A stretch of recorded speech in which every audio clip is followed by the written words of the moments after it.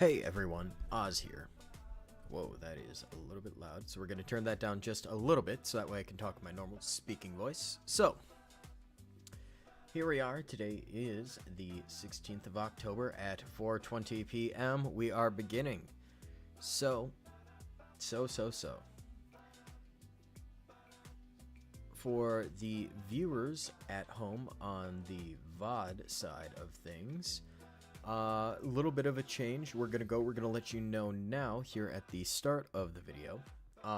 The new hopeful change to videos is going to be Tuesdays and Wednesdays, as that is now my new weekend.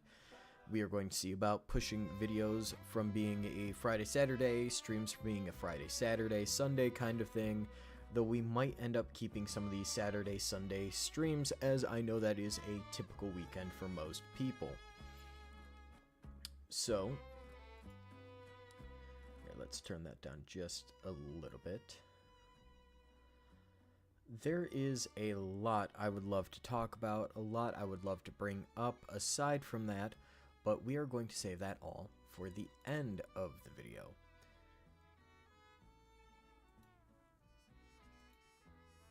I honestly can't wait to get into the game, and I honestly can't wait to go and start entertaining you guys, you know, hopefully full-time in the future if I ever get rich, because, you know, being able to create content for you guys and being able to reach out and do stuff like this, genuinely, I think this is the best hobby I have ever found where I am able to have a creative output from my life. You know, I love to cook, I love to paint, I love to write poetry, I've worked on comics in the past, I've done a lot of things across my life, but so far creating content and being able to push it out for people, for an audience who genuinely appreciate it, I can't wait. And I hope in the future I have an opportunity to be able to do this full time and to be able to take, you know, just a little bit easier of a road with life, you know. Anyways, we're going to hop in game, and hopefully when viewers start to jump in, some people come by, we'll start to have some great conversations, which I always look forward to. So, if you can, try to make streams. Today is the 16th of August? Yeah, 16th of August. So, tomorrow, the 17th of August, we are going to have another stream right around the same time, around 4 o'clock in the afternoon. I want to say it's Eastern Daylight Time, so, you know, try to tune in if you can. It'll be about 2-3 hours long, something like that. We'll have a little bit of a chat here in the beginning. You know, eventually I'd love to go start just doing a little bit of chatting with you guys on stream, but I know everyone can't make it in at this time. So, without further ado, we will hop into some good old Ostranauts.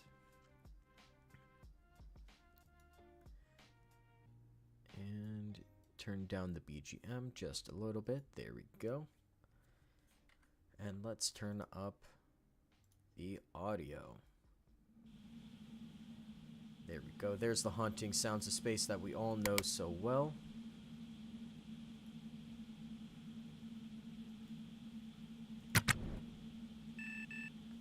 So, where did we last leave off? Well, very obviously, we last left off with a crap ton of wealth on our ship, and a lot that we can do with it. Now, let's see, today is the 12th of September, Universal Time Code 2079 at 8:47 in the morning.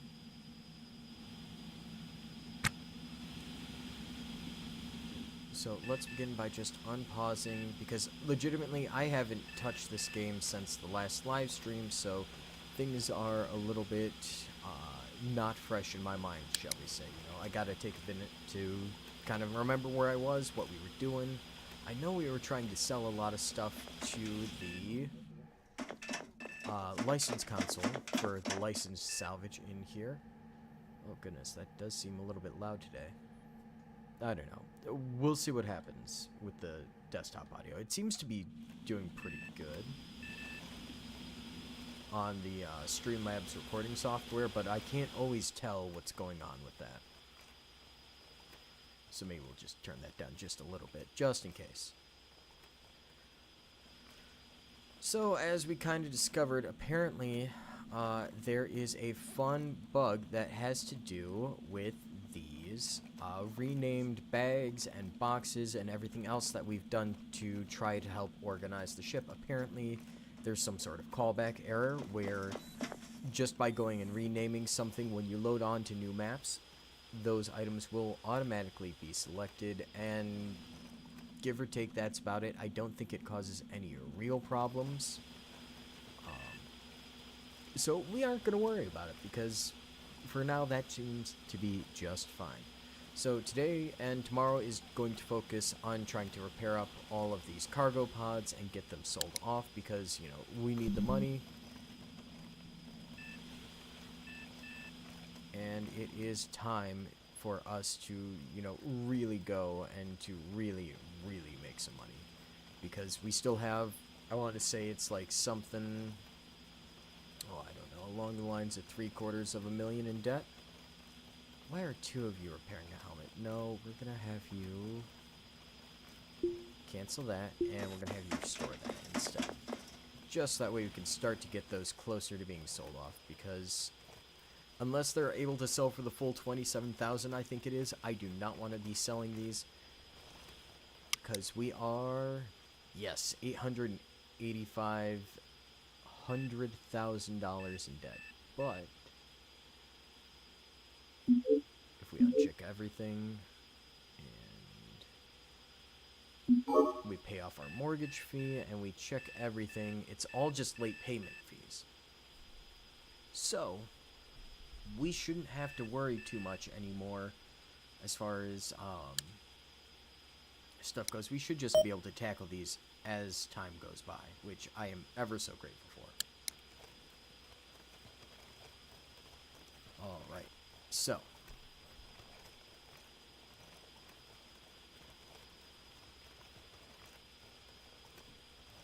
I mean, we could take some time and we could fits and fuddle with the social fighting dialogue and see about trying to convince some schmuck to come work for us again on the ship.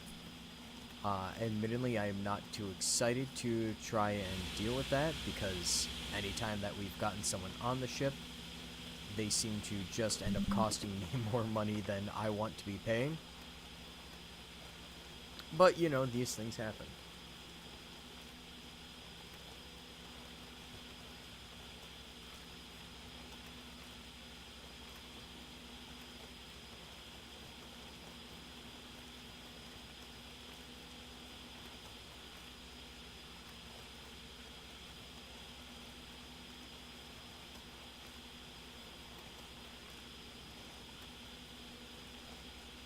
So, honestly, I actually haven't even been in the Discord for this game. I have zero idea what's been happening, you know, what's been going on with the game, if there's any updates. I have been so incredibly busy with my new job, which has been, honestly, really genuinely fantastic, aside from the part where my feet now scream at me. But I have a feeling that has to do more with being out of work and not being on my feet for long hours in a decent amount of time.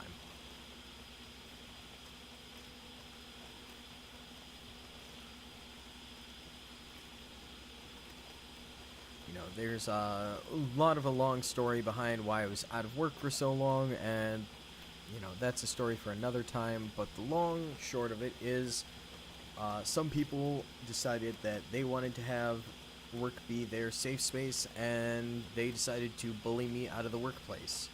So, you know, if that's their decision, that's their decision. I'm not going to go. I'm not going to stay in some place where I'm getting, you know, physically, mentally, or whatever it is, you know, abused, just so that way I could suit someone's ego.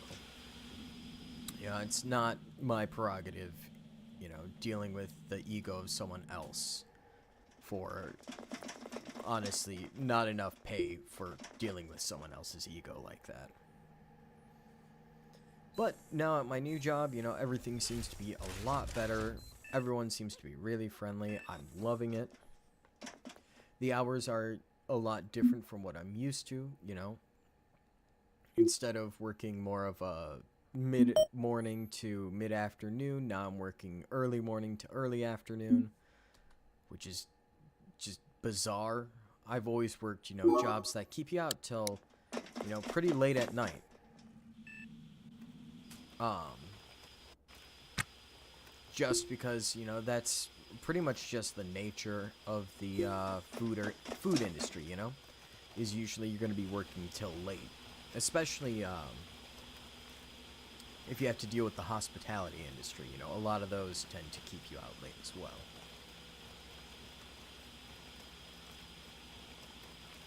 Granted, some positive things I can say about the hospitality industry. Oh boy, do those people know how to party, and they definitely know how to throw back some drinks. You know, it makes for a real fun time. But all those fun times are, you know, admittedly, at least in my case, not worth, you know, the personal stress and the degradation of my mental health. So, I had to move on. I had to find just something else, something better, and I miss it. I do. You know, you do something like that for long enough, you do something that you love like that for long enough, and no matter what, you're gonna end up missing it, you know? I genuinely enjoy working around food. I enjoy working with food, creating, you know, new menu items, creating specials, creating different kinds of cookies and other baked goods. You know, it's so much fun.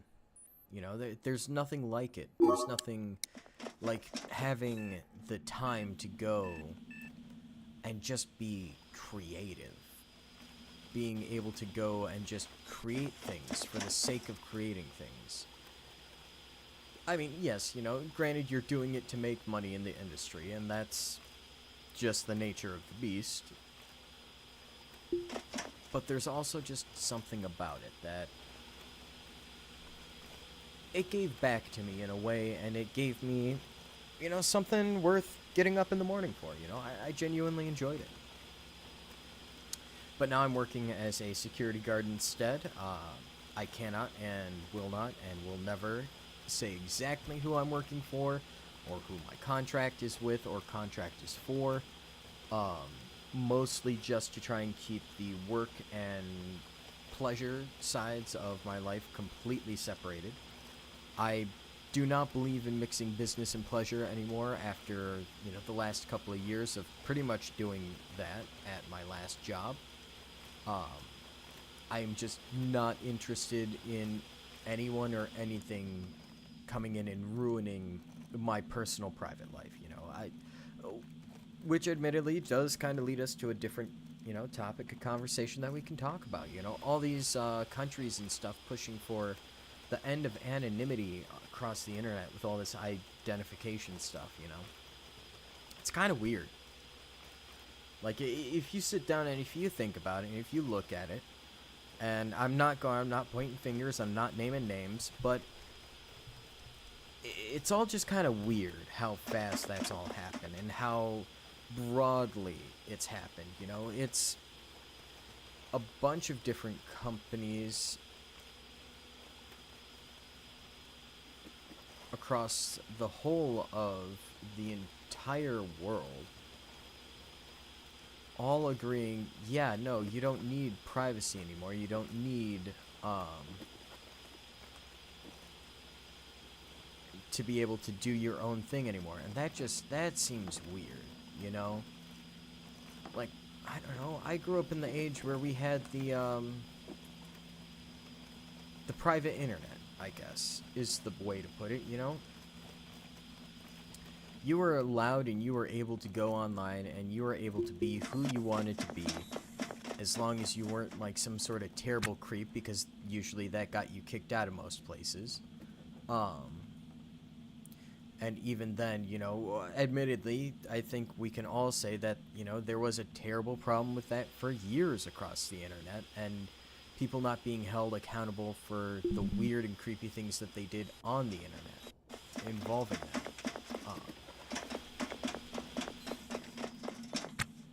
You know, we'll have Adam eat real quick. But like the joke used to be when I was a bit younger that, you know, and I know this is a bit of a 4chan joke, and I hope, you know, you guys don't mind. But, you know, there are no women on the internet was the joke. Nobody knows who you are. You could be a dog pretending to be a person on the internet. And all sorts of fun, silly anecdotals like that. Because, you know, that's what the internet was, you know? It was a place where you could just be. And you could do whatever you want. And you could make friends from around the world. And, you know, I think that's probably one of the parts of the, you know, modern age of information that we live in that I've enjoyed the most, is being able to make friends around the world and being able to learn about the world, because, you know, it's a massive place where, from my little portion of the world to your portion of the world, we live and we do so many of the same things in such different ways. We experience them in such different ways because of, you know, the societies that we live in, the ways we were raised up, the people that we are around. And it's fascinating to me, you know, I genuinely enjoy the differences.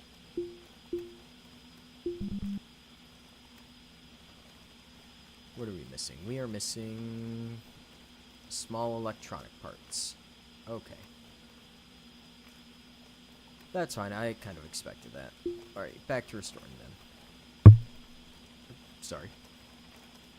Anyways, not to, you know, get weird about what's happening with the internet, even though it is really weird. And it does seem like there is some kind of, like, World Economic Forum something or other in the background trying to go and, you know, harvest all our data for these AI companies to keep track of so that way they can control us all, which is, you know, a little bit of a personal theory. Because I don't think that AI stuff is good, you know? Honestly, if we're being genuinely, you know, sit down, have a moment of honesty, I think all this AI crap is absolutely horrid. Will I use it to make a few silly pictures for the video, like the end title card for any of the actually edited videos? Oh, absolutely. Because, you know, I don't have the money to pay an artist right now, and I have next to no art skills. So there's not much I can do in that case. Do I like doing stuff like that? No, I would rather go and take the money and pay an artist. But once again, I just don't have the money. So it's not happening, you know?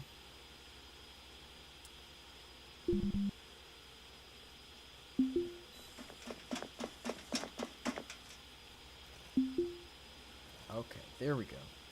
So apparently you can't command them to restore at the same time, but if you schedule them both to restore one after another, they can do that. Fascinating. And Miss Pittman is restoring the floor. Which, admittedly, I will take because our floor is starting to look a little rough across the ship, and that does me a little bit of a spook, you know? So we'll leave her to her own devices for now. We're going to keep getting Andrew trained up. We're going to keep Adam going. Hey, Chubb. Good to see you again. Honestly, you just missed about the first 30 minutes of the stream. Didn't really miss too much. A little bit of ranting and raving about AI and how I don't trust it. A little bit of ranting and raving about, you know, the majesties of the free and anonymous internet, where we're able to express ourselves and, you know, just be who we want to be with other people, you know. So today's kind of a weird little, you know, tangent ranting stream. And just kind of chilling out after work, you know. I'm here, I'm eating my dinner.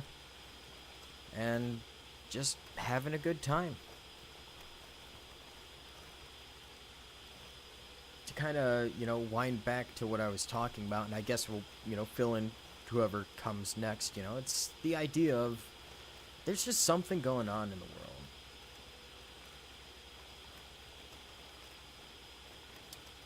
Like, I don't mind the AI in Google going and giving me a summary of the search when I really don't want to search through, 50,000 laundry links on the internet to find something. I don't mind stuff like that, but I do mind, like, the AI age verification.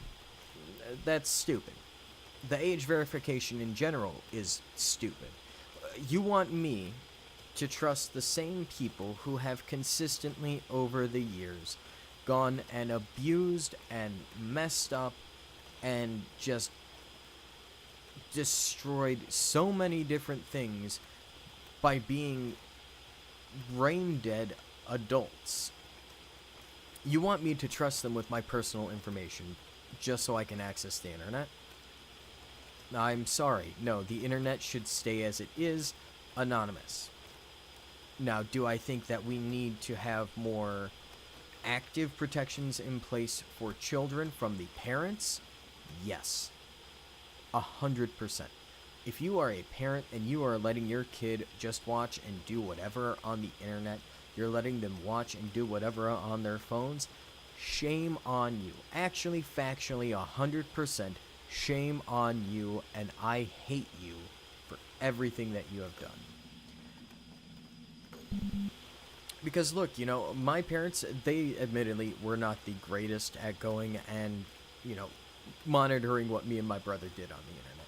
However, there were a few times where they found me and my brother doing stuff or being involved with people that we definitely shouldn't have been on the internet, and they told us immediately, and they corrected us immediately, and they fixed that shit immediately. It's the onus of the parent to be a parent. It is not the government's responsibility to parent for you. And if it becomes the government's responsibility to parent for you, then you might as well just become a baby-making factory that pumps out, slaves for the government. We might as well set up a state-run orphanage where your child is taken after birth by choice for the government to raise into a perfect little mind-controlled worker for them. It's the choice of the parent. You have either the opportunity and the choice to do your job as a parent and be a parent, or you can go out and have fun with all your friends. You can, party all weekend and do whatever and not take care of your kid. But guess what? You doing that and trying to make the government regulate and control everything that everyone else is doing because you refuse to be an actual adult and to take care of your kid and to monitor what they're doing on the internet, to make sure they aren't getting involved in sketchy things, to not be an actual parent, shame on you. It is an absolute downright shame if you are not going and taking care of your child. Look, I'm young, I'm 29, I don't have any children yet. But I understand after, 15, we'll call it 15 years, probably closer to almost 18 years of having internet access since about, 10, 11 years old. In the early aughts. You should watch your kid. You should watch what they're doing online. You should double check what they're doing online, and you should monitor them. You should set up, parental blockages so that way they cannot access things that are meant for adults. Because there are things meant for adults, and that is absolutely okay,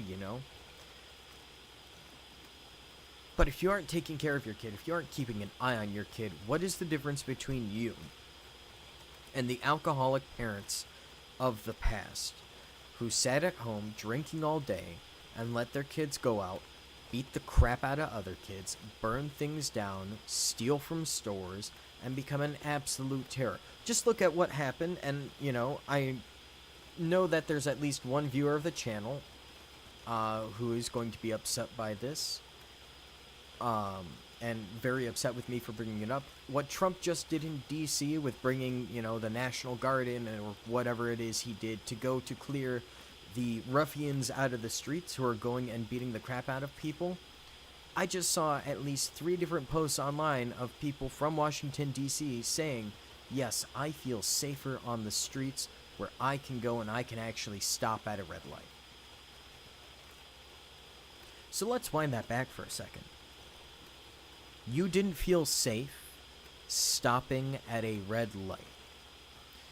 You did not feel safe in a city that is our nation's capital, going and stopping and following and obeying the laws, because there were youth out in the streets not obeying the laws very clearly, going and terrorizing the country and terrorizing the capital because, why? Their parents wouldn't take care of them?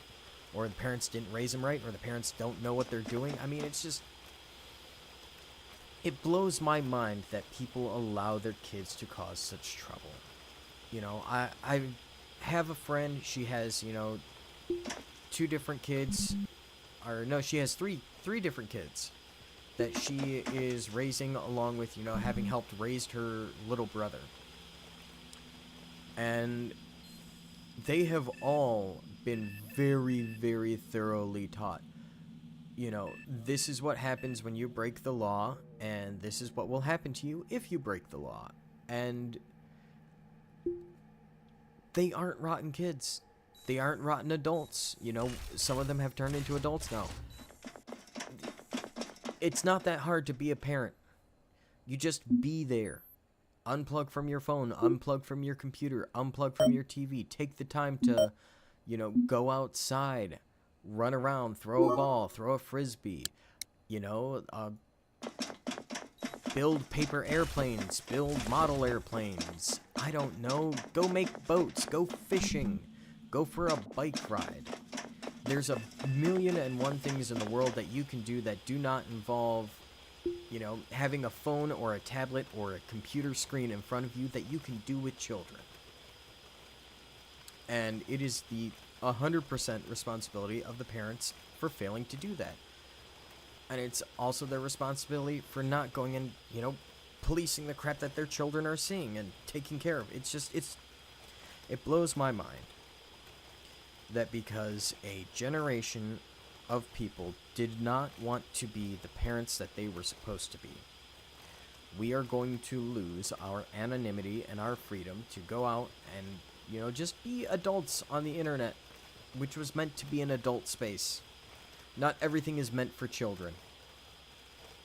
It's nice that there are, places like, I think the joke was cool math games, and, it's cool that there's RuneScape and Club Penguin back in the day, or Habbo Hotel back in the day.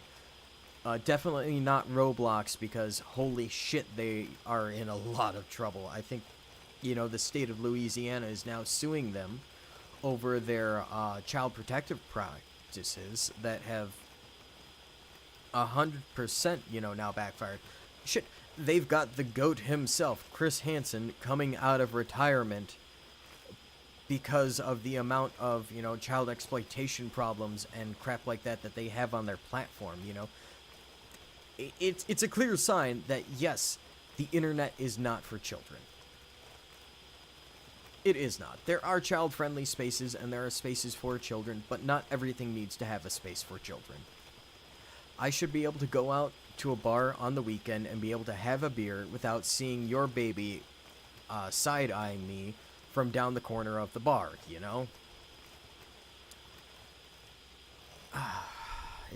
It hurts my head. It does.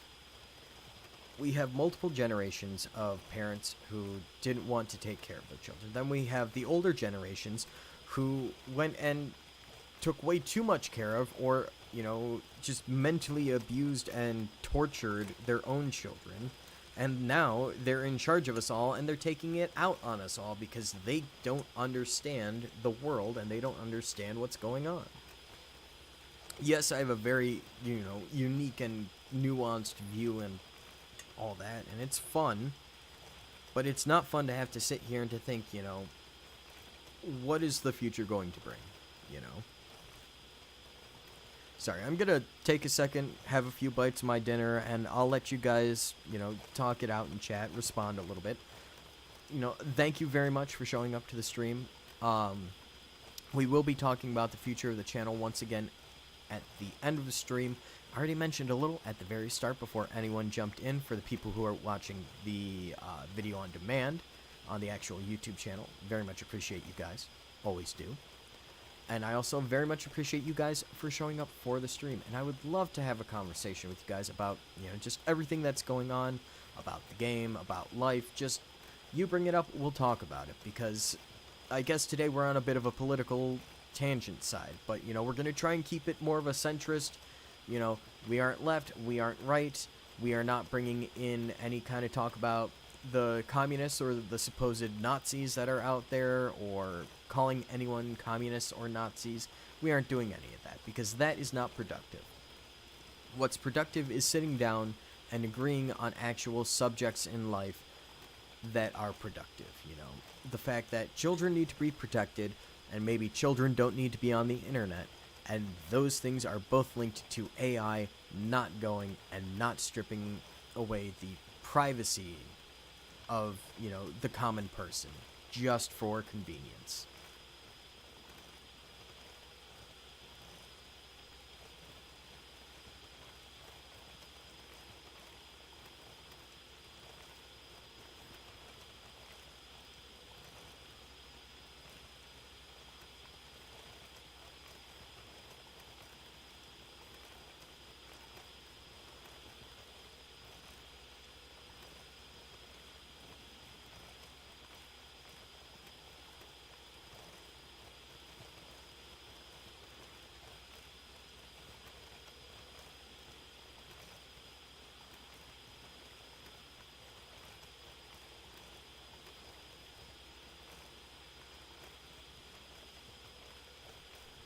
Absolutely delicious. I got a salad, and it has some hummus, some garlic, some balsamic vinegar.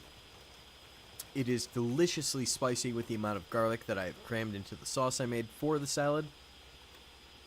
Oh, that is fantastic.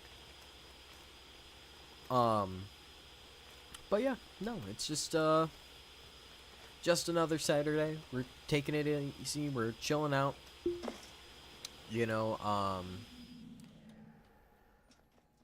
Been up since, the early hours of the morning working security for my new job, which I have to say, honestly, it's been fantastic. I'm enjoying being a security officer. I'm a little bit particular about rules and making sure that rules are followed and stuff like that. And,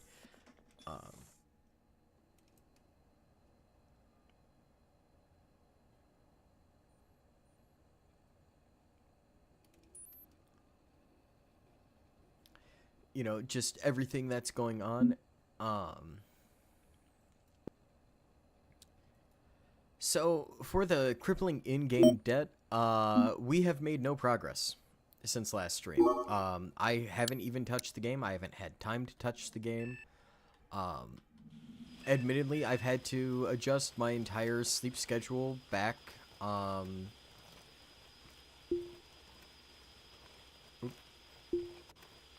No, hit that one instead. There we go. I've had to adjust my entire sleep schedule back, like, oh goodness, like 3 or 4 hours, so that way I can get up early enough. So now I'm going to bed at 9 o'clock at night, whereas before, I'd be staying up till midnight or 2 in the morning to try and crank out videos or get them edited up properly. Which, admittedly, for the first and the majority of the series, I definitely did fail, and I apologize for that, It happens, and hopefully, with the weekend coming up for me here in a few days, we're going to see about, starting to learn Da Vinci and actually get good at what we need to. So that way I can actually start, giving you guys more regular and solid entertainment than just live streams every week. But for now, we have 313,000, and, well, yeah, like I said, we have made no progress. I mean, if we really wanted to, we can go, we can clear.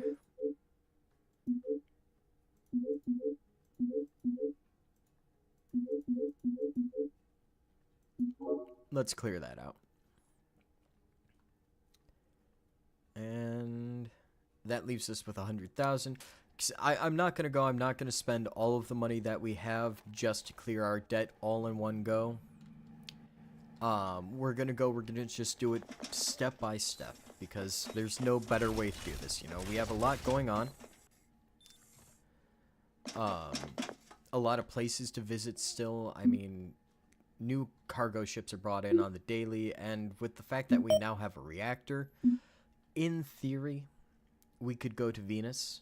And I hear there's a lot of interesting things over there that I have yet to see. So I'm very much excited for that. However, you know, it's a long waiting game of I want to do the things I want to do before kind of doing the things the game wants me to do, you know?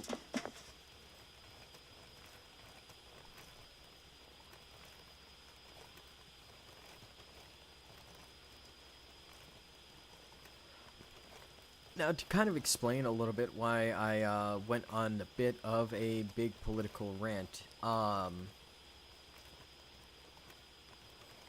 there was someone who replied to a post, a video, something on my channel. You know, we aren't going to drag them up on stream, we aren't going to look them out, we aren't going to flag them, we aren't going to rage against them. You know, we aren't that kind of channel.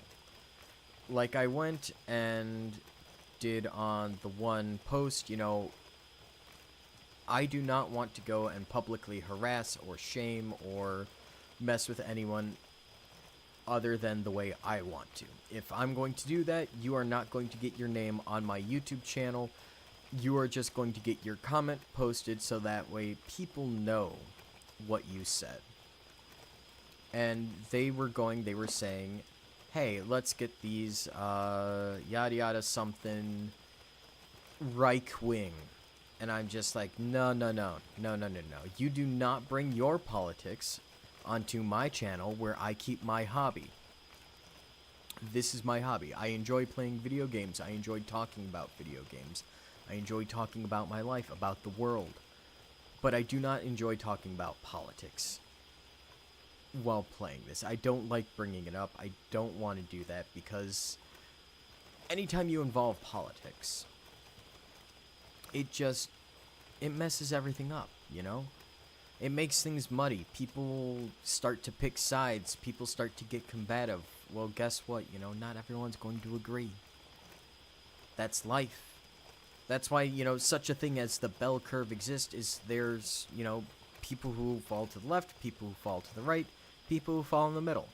I happen to fall more towards one side when it comes to stuff like my height and my weight and the amount of time I spent sitting on my butt playing video games, or the amount of mac and cheese I've eaten in my life, or the amount of cats that I have gone and I have spent too much time petting to the point where it has made me late for work, events, and other things in my life. There is 1,000,001 things out there that you are going to have that you have more of than other people or less of than other people in views or personality or things you've done throughout your life. And that's cool. And that's great. And that's grand. And I love that for you. But this is my hobby. And we are not bringing politics into my hobby because that makes things ugly. And I'm not making my hobby something ugly. This is something beautiful. This is a community for everyone. No matter what your views are, no matter what you believe, no matter where you're from, I want you to come in and enjoy my content. And enjoy talking with me, enjoy hanging out with me. Because I don't care who you are. I'm just here to sit at a bar and share a beer with some friends at the end of the day. That's how I view all of this, you know? This is me reaching out into the world to entertain people, to talk, to hang out, to just give a little something back. Like I mentioned in the last stream, you know, I grew up on Markiplier and Jacksepticeye, PewDiePie, all the big names, you know? All the big people who are out there as massive creators who some of them just aren't posting anymore, or they're posting such different content to what, you know, I watched as a kid. And that's okay. People change as they grow. And people change as they grow up. And that's okay. That's part of life. Growth is part of life. But I just wanted to give back. I want to be, you know, one of the next great internet clowns going and screaming into the void, sharing my passions, the things I like, with everybody out there. Because those people helped me out a lot while I was growing up. They helped me out a lot as an adult. They gave me reasons to laugh, reasons to, you know, hang out with friends and just do stupid, silly shit. And I think that's pretty cool, you know? And I want to turn that back, and I want to give that back to the world. I want to be another silly internet clown going and saying, hey, look at this stupid thing, look at how I interact with it, let's all have a giggle at, you know, how dumb I am, or the ridiculous things that I'm doing. Because that's just fun. And that's what this is about. This is about being here and having fun. So if you want to bring, you know, your politics and misery or whatever it is that you have that has just this bug up your butt into it, please don't.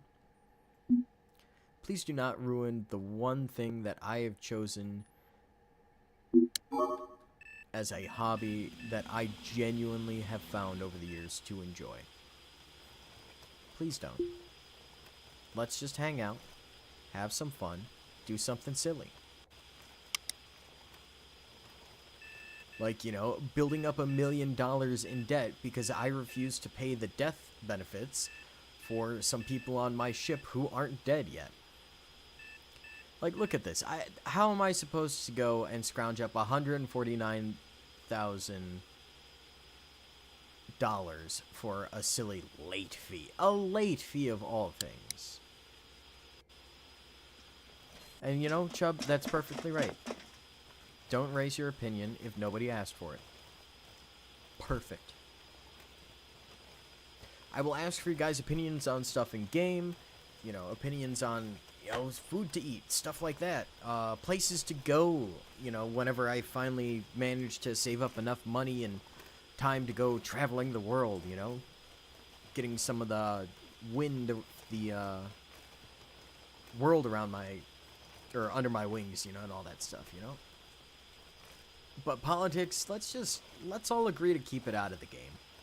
Let's agree to keep it out of the streams. Let's agree to keep it out of the videos, because it doesn't make for fun content. It just makes for miserable content. Anyways, you know, just skipping all that stuff. It's a lot of the same, you know. More working hard, spending time. Here, we can increase up to 4 times speed, because that is, give or take, about the fastest you want to go on OK Leg. You know, for the umpteenth time. Ooh, here's another thing. We should start to see...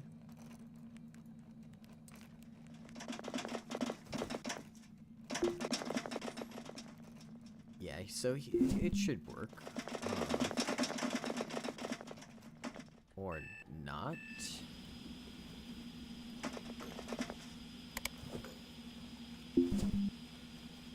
Huh. So if I take this out and then I put this back in.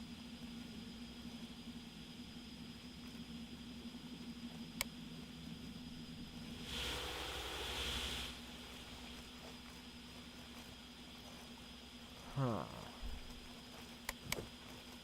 Well, that is a bit weird. I don't know why this isn't working. Because this should allow us to see damage visibility.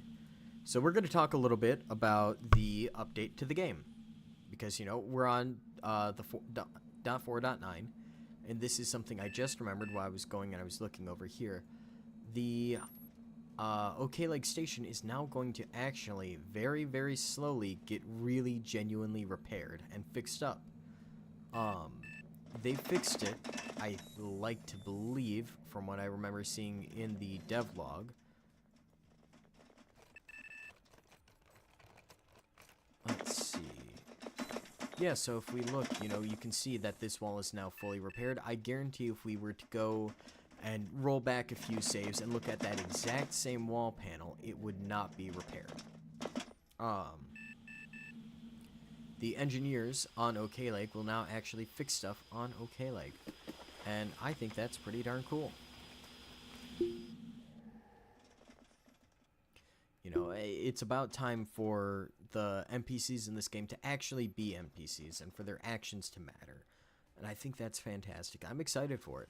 Genuinely. I think that it's a really worthwhile update. It's going to be genuinely sad when the .5, or no, not the .5, the .15 update, you know, the next major build drops. As it seems whenever the game goes through a major build update, you end up losing your ability to run the save without, you know, hitting some extreme bugs.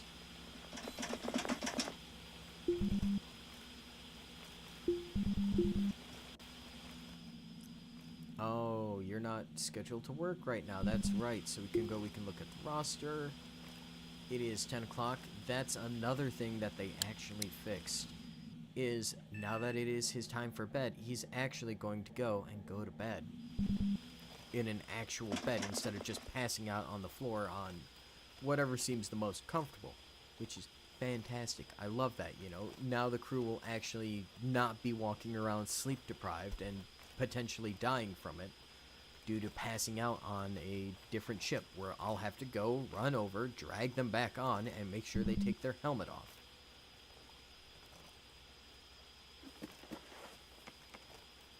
You know what, for now we're going to unplug the battery, because there's just no point to having the batteries in the suits if you aren't going out and doing stuff, because it just drains in the meantime.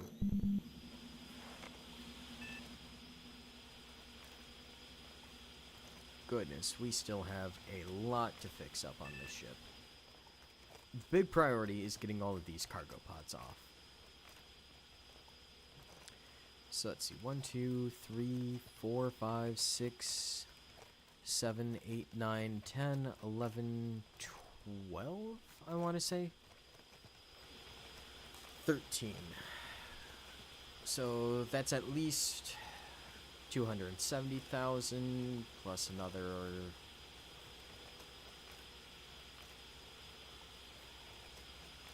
39,000, so $309,000. So 309 plus 185, we're looking at 494. So yeah, we're looking at almost another $500,000, which isn't bad. That's pretty good.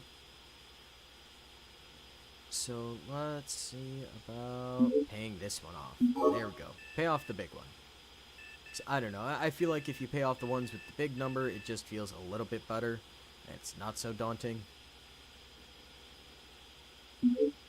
Let's see, what else can I...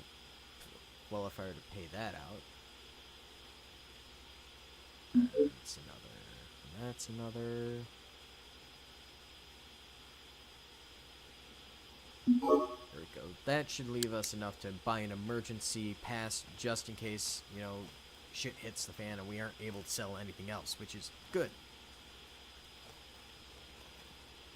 You know, we want to be careful. We want to be very careful not to accidentally screw ourselves out of the ability to get this ship off of OK Leg and out into the wild and out harvesting more crap from other ships. Because, you know, step one is we are going to pay this thing off.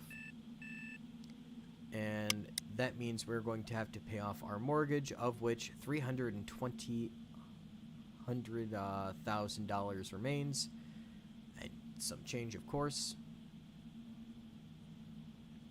And if we want, you know, we can look back at previous shifts, and we can just see how quickly all these late fees went and spiraled. So we paid some here. You know, there's a little bit taken out of it.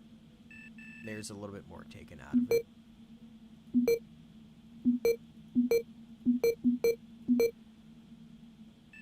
So this would have been the first time. This would have been the first time that we were late, give or take, was right here. 28 minus 71 minus 129, 181, 261, 327, 338, 442, 546, 687.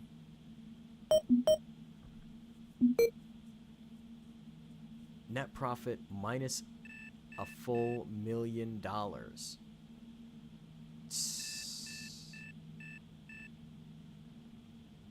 I mean, to be fair, like we are starting to make out like a bandit, you know, just a little bit. We're getting there. But it is just painful.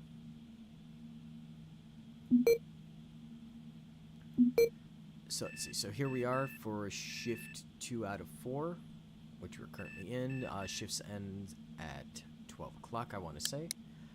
And yeah, no, I am crying a little bit. There is definitely a lot of tears when I go and when I pay out the late fees for their stupid death benefits. It's... I understand the system. I understand why there's a system. I understand the lore behind the system. It does not mean I like the system. If I could, I would go and I would destroy the system because it's ridiculous. The entire premise is ridiculous. Look, I understand it's space and people want security and they want their family to be taken care of if they die. Boo-hoo. You know, we all live on a space station owned by a corporation from Nigeria. You know, what's the point? They're just gonna go and take all of your money and find the crap out of you anyways, because guess what? No matter what, you're still living on corporate land.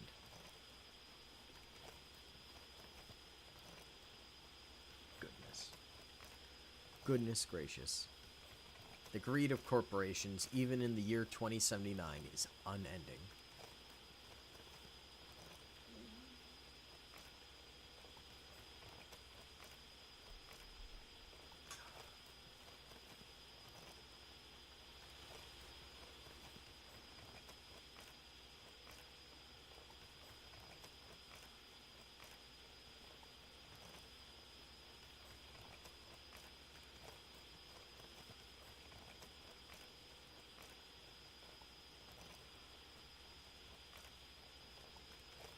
Let's see, what can I talk about in the meantime? I mean, I don't know, there's not much. A lot of new people at work, you know. Apparently I'm not the only new security guard they hired in. They've pretty much hired in an entirely new shift with me. So we've all gotten to sit around and, you know, talk a little bit in the background in between going and protecting things, you know. And some of them are really cool guys. They really like the fantasy sci-fi novels, video games. We all have a lot in common. Honestly, it's fantastic, you know. My favorite part of work so far, and, you know, you might get a laugh out of this, is I am now certified to go into work on a x-ray machine, just like at the airport. So eventually I do plan on taking a little bit of the money in, I don't know, a few months after I move to a new apartment, as that is planned to happen sometime next month or the month after, I want to say, something like that.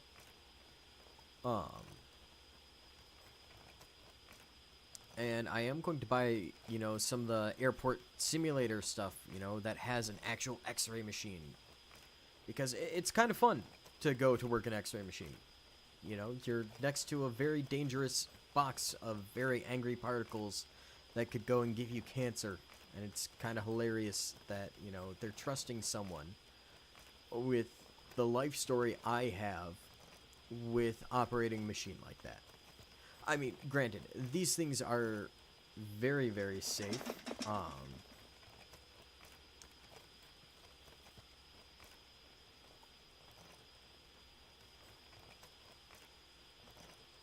Let's see.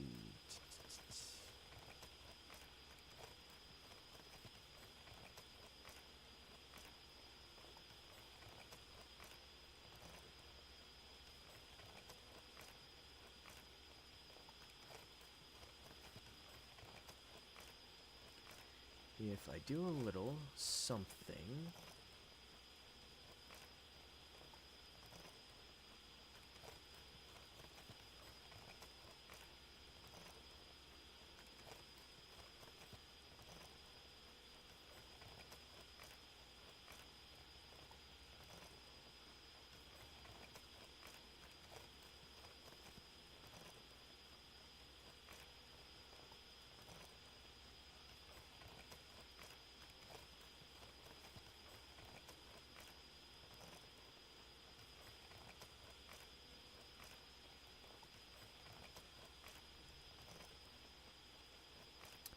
So we have a while to go on the specialty box right there, so I'm gonna go and see if I can't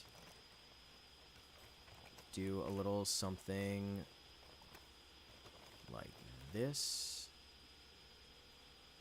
and bada boom. Yes, this is the first time that I have worked in the security industry, and I have to say I genuinely enjoy it. I did not think I would enjoy it as much as I have.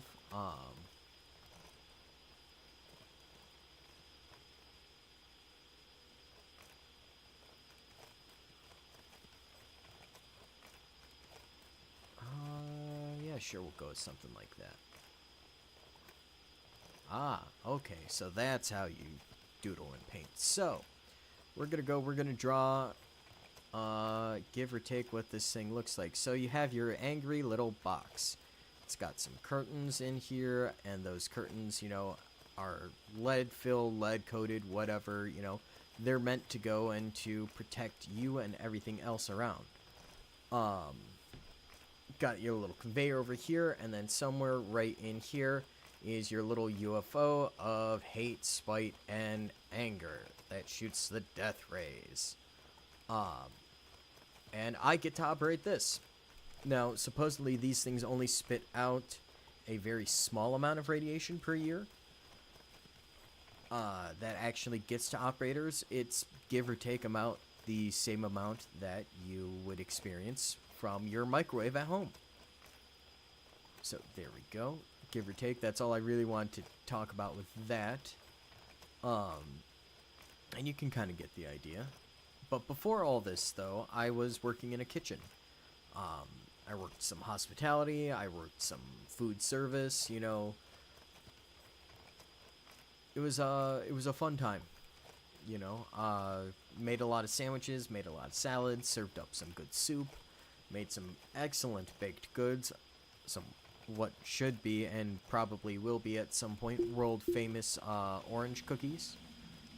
Those are my particular favorite to go and to make, which is, you know, really sad with the fact that we're actually currently having a blight on the citrus industry right now here in America. Due to a very strange fungus that is apparently attacking all of the orange groves, which some people might say, some people will say that, you know, it might be a bit of the good old bioterrorism by foreign powers against us, which I don't know if I fully believe. I don't know if it's something that's really going on.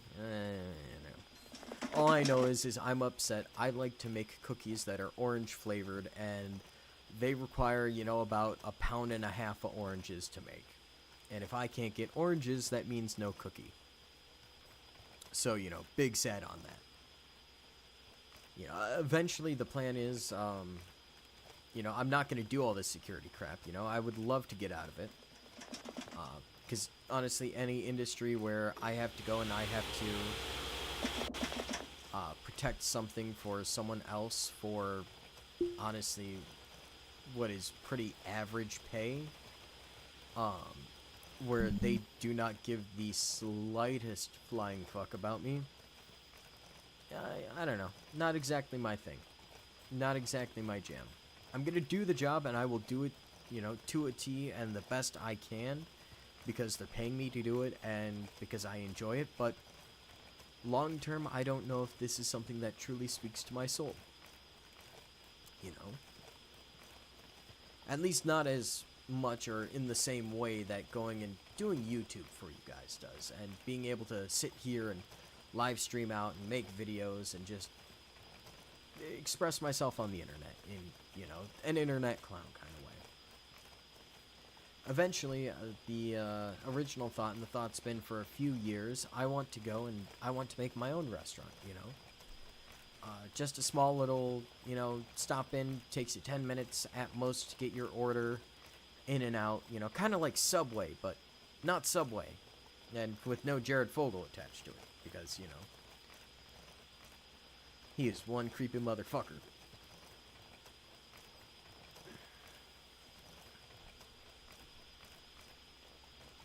Goodness gracious. Honestly, I am questioning exactly how much time this is going to take and how many days we are going to waste just going and repairing all this stuff, because I feel like it takes forever, even with my guy having what is essentially a maxed out repair skill. It's just going to take such a long time.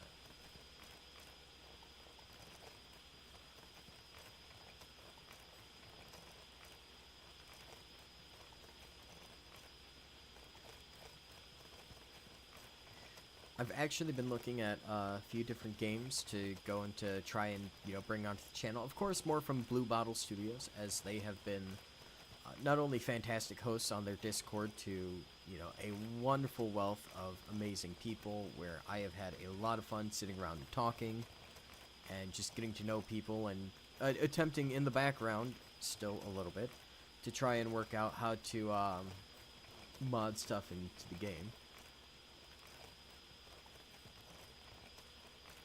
You see, I would love to increase the speed, Chubb, but there is a little bit of a problem with increasing the speed. You see, it's not what happens on my ship that's the concern. You see, my ship, no matter what, will be fine, including the reactor and all of that. It's the programming of all the NPCs just starts to get a little bit squirrely for OK Leg. I don't know the exact particulars of it, but it seems to, like, royally fry your save whenever you do it. I know people who have had their saves...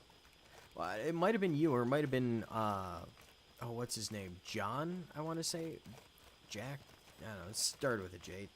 One of the other people who comes into the live streams. Fantastic commenter, fantastic viewer. Very much appreciate him. Their save was corrupted inside of 17 hours, which, I mean, it's an early access build. These things happen, you know. Okay. So we can select Pittman, and we can already have her restore the next one. And we can select Adam. Cargo pod pick up. Now, I don't know if you have to repair them all the way to 100%, but I do anyways. It's just for my own sanity. If I'm going to sell something, I might as well sell it at full repair. Because I don't know when the percentage cutoff is to get the full payment from this crap. And honestly, I'd rather not know, because it makes it more of a challenge, more of a struggle to get this stuff repaired. You know, so it might just be today's stream and tomorrow's stream is just fixing up cargo pods.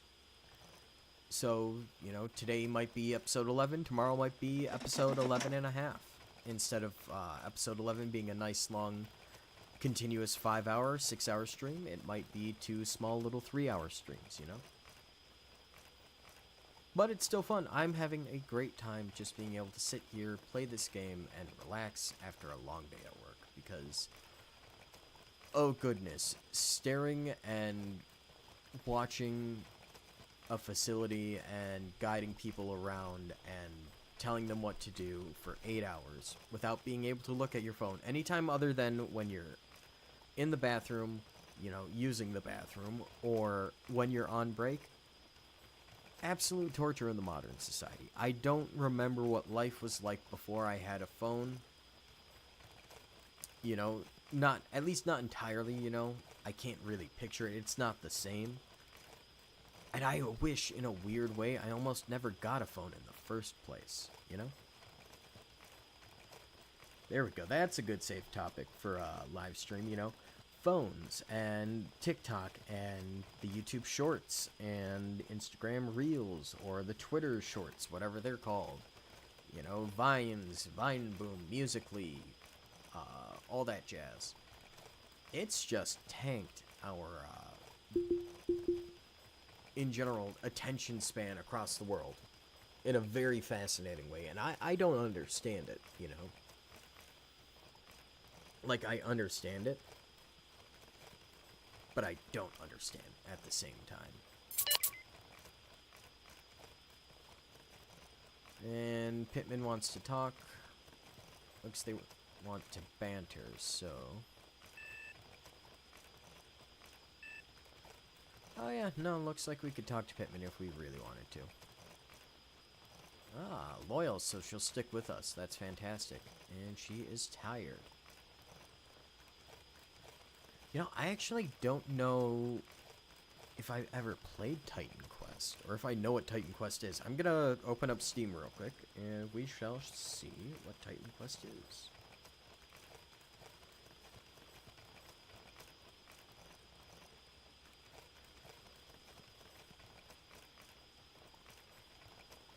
Let's see, the weekend deals. We have Final Fantasy, never playing that. I don't like Final Fantasy. I've never liked Final Fantasy. It's just never for the life of me interested me. I mean, hey, no shame for anyone who actually enjoys the Final Fantasy games at all. You know, enjoy what you want, love what you want. I don't mind. But the JRPG style just never really captured me. Okay, so it's an RPG, not bad. Definitely takes a little bit of inspiration from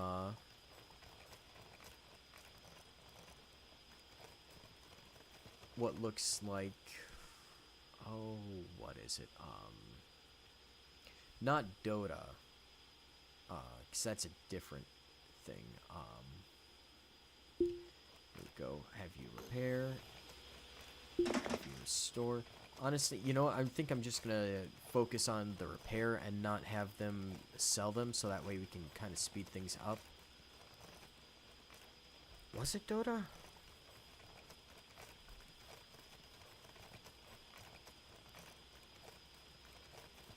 No, it's not Dota. It's Path of Exile?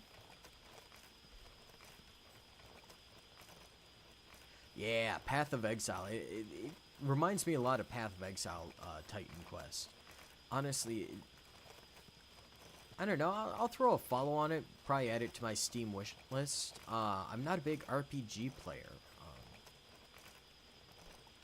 Mainly because I don't know. I always want to play my own way, and I end up looking up stuff on how to kind of do the stuff I want, and I don't know. People just... they like to min-max things too much, in my opinion. It makes it feel a bit too weird, you know? It's like Greek mythology Diablo. Interesting. Diablo, that's it. That's what it is.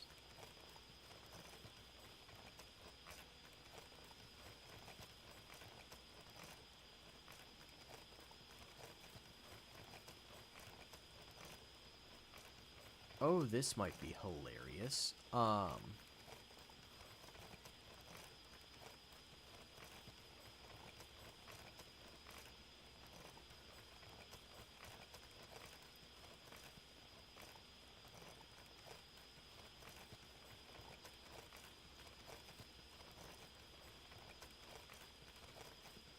So the game is based around Chinese culture and stuff like that, apparently, has, what is it? We're gonna read this straight from the Steam page, so that way I'm getting this correct. You will lead a branch of ancient Chinese, starting by building a small tribe, crafting tools, constructing houses, hunting, farming, and raising livestock. Then faced 5 ethnic groups in Asia: Rongi, Bayou, ancient Chinese states, Aryans, Assyrians, from the eastern Yellow River Basin to Mesopotamia, rule or be ruled. It's called Primitive Society Simulator. It looks like some sort of XXX colony builder, city builder, sim box. Call it a sim box is probably a pretty good one. But no, it just popped up on my For You on Steam. Thought that was interesting. That's definitely something that we might check out in the future on the channel. Because, admittedly, I like colony builders. You know, one of the first games I ever played was Battle for Middle-earth 2, to be specific. And I am working on trying to figure out how to record that. Because, you know, some of the older games, like the Battle for Middle-earth series, or the Red Alert series, those games are so fantastic, and I genuinely wish I could go and just share how glorious they were to me in my childhood with you guys. Now, to get winding a little bit back on the phone stuff, you know, I never had a Nokia phone. I wish I had a Nokia phone because, you know, they're kind of hilarious with just how indestructible they are. Alright, and we'll reassign them to the next one.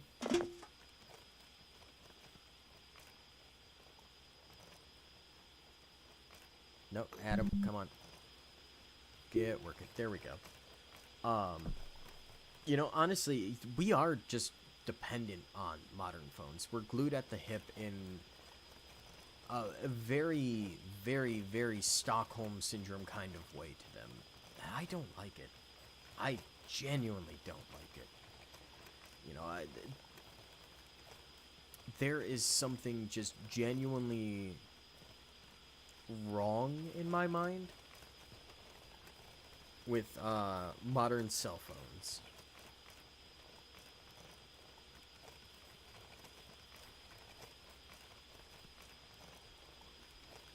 Let's see. You know, like, let me think. Let me think for a second on how to explain this. You know, a cell phone used to be you could go and call your friends, and you'd have to pay to do a text message. Then it became text messages are free, and you just have to pay to call and text. And then, you know, it became unlimited texting and unlimited calling, and then internet data became the new thing on phones. You know, it became, oh hey, you can start to Google stuff wherever you are. You can start to read books on the go. You can have your music on the go. And it was all fascinating and all great. But I miss the days where, you know, it was just, you had to download your music, you had to load it onto your phone, and if you ran out of space on your phone, well, that's it. That's all the music you could listen to. You know, and if you found something new, you had to clear old stuff out, and then you had to debate, you know, which song is better, which song is worse. Now it, you know, leads to a less permanent idea and choice for, you know, what good music is. And remembering it, you know. I want to say off of the Folie Deux album by Fall Out Boy, The Disloyal Order of the Water Buffalo is one of the songs that for some reason is permanently etched into my brain. Because I listened to it so much in high school, because it was one of the, like, 12 songs on my phone that I had at the time. And yes, I have seen the Lord of the Rings Return to Moria. That is a game that I have been intending to buy, and I will definitely be getting at some point. Whenever I do get it, you know, it's going to be going right on the channel. I feel like that's something that we can all have fun with. I feel like it's something we can go and hang out with.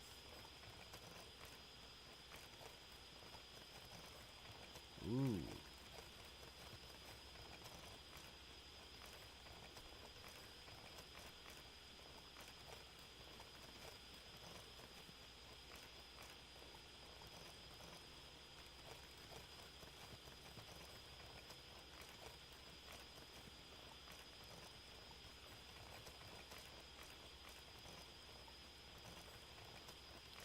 Well, this is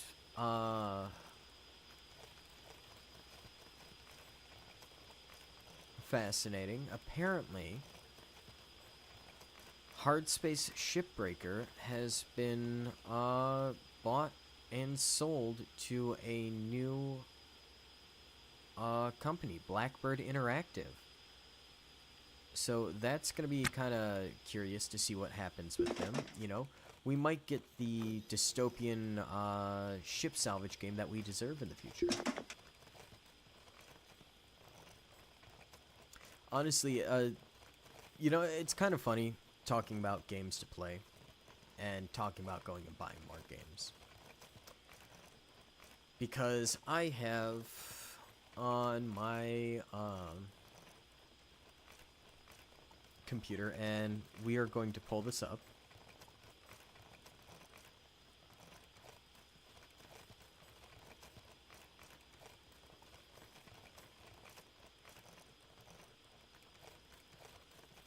If I can figure out how to pull it up.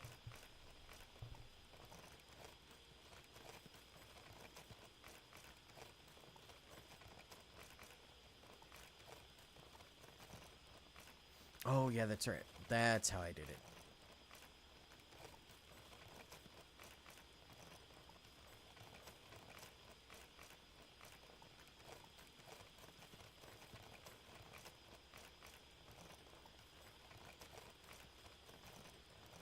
So if we go a little something like that, we can cut over and we can see exactly what I want you guys to see.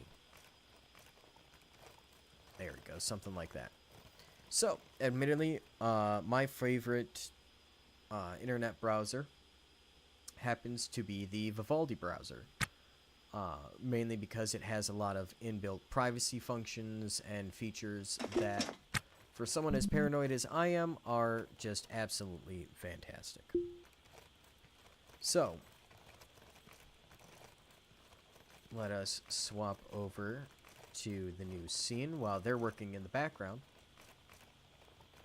And you know what, while we're at it, we will turn on, we'll turn up a little bit of the background music I have playing, because I can't exactly hear it, and we should have something playing. Oh, do remember that sound. That sound is the sign that our shift is almost up, which means we are going to have to pay our bills in about 5 minutes in-game time. So, when we talk about games and gaming on PC, this is what I have to share with everyone.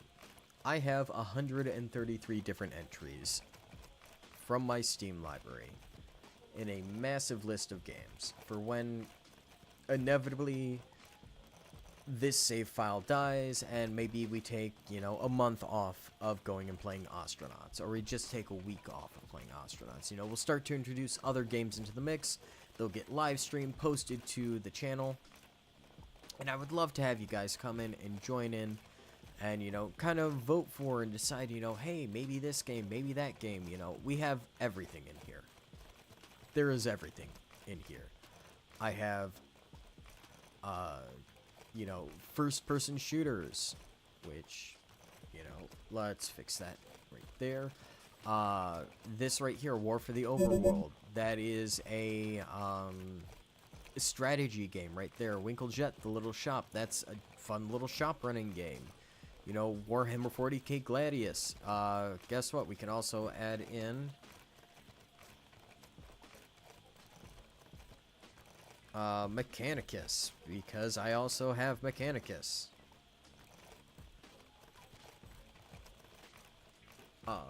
You know, there's a lot of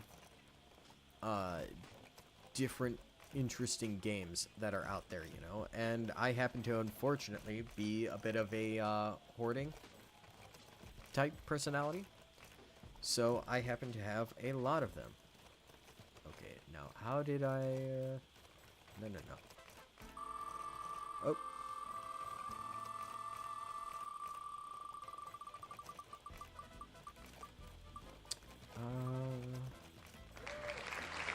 Yeah, no, we aren't playing Skyrim. I've already played a lot of Skyrim. I mean, we might play Skyrim at one point. I have to remember how to unfull screen this game or web browser.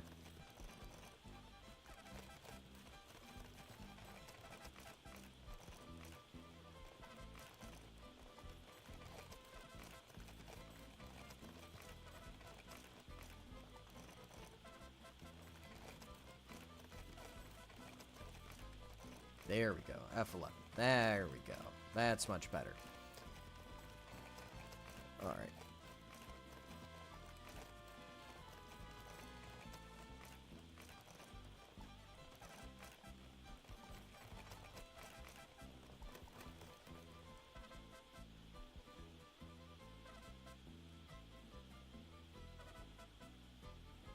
Yeah, no, admittedly, I am not the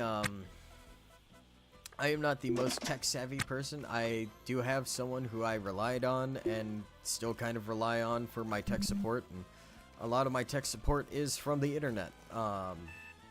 So, for those of you viewing the VOD, and for those of you, joining in if you are anytime soon or here now,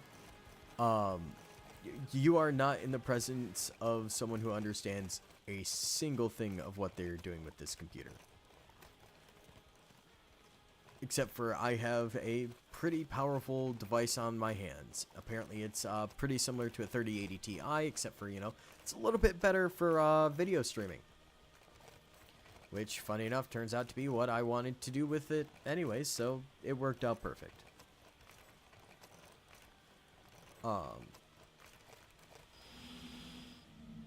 Genuinely, I can't wait to get all of this crap sold off so that way we can finally get out there and, just not worry so much about our crew dying off and all that. I want to go, I want to actually hit and involve ourselves in the proper story that is in the game at some point. So let's take a look at the new numbers.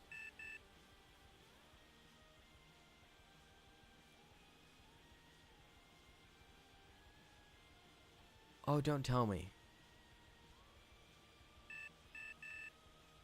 Did you charge me extra late fees? Goodness, this is kind of hard to read through. So looking at Andrew, he did not charge us late fees. And neither did Pittman. Right?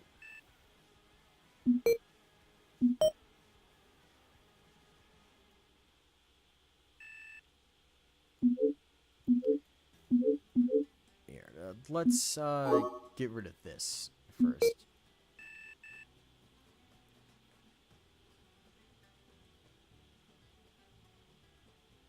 So the last late fee from Pittman that we had was for $17,000, and that was from this morning up until 6.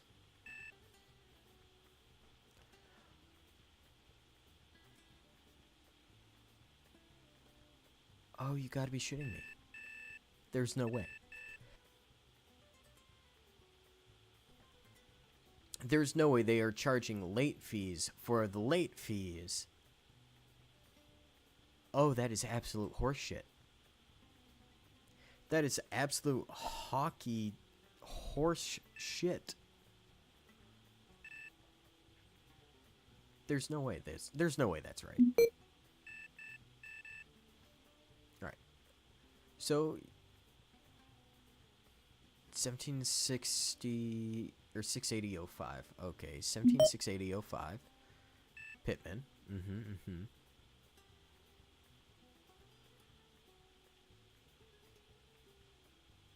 No, it went up. No, it had to have gone up because it's not on here. Oh, you gotta be fucking kidding me. You gotta be fucking kidding me. That is bullshit. That is bullshit. That is absolute bullshit. That is not how that works. You do not get to charge me late fees for not paying you late fees. Oh, I hate you all. I hate you all. I'm going to kill you all. You stupid, stupid, stupid, stupid, stupid sacks of space crap. Oh my lord, why? Just, what the hell is wrong with you?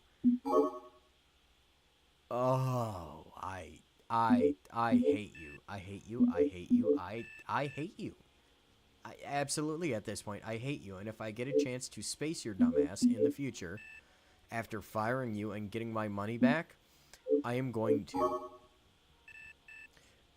There is no way you are leaving this ship alive at this point. At this point, when I am done using you for the crew, I am going to go and I am going to fire you, and I am going to space your ass.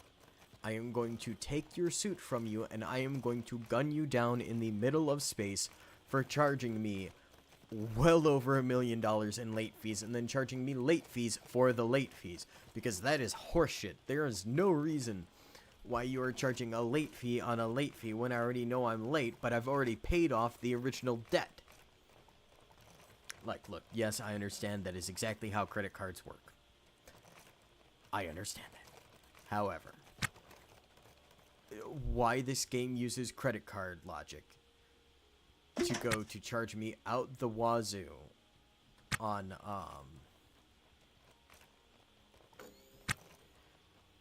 what's it called? Some stupid death fee is just absolutely beyond me. So now, instead of being able to pay off our ship and being able to take care of our ship, we're going to have to move even faster, and we're going to have to actually disrupt everything. When is the next shift change? The next shift change should be in 6 hours, right? So that would be 1800. Okay, so time to get everyone up. Because it's time to get this stuff done. We got to get this stuff done before 1800 happens. Andrew, you lazy sack. Get up.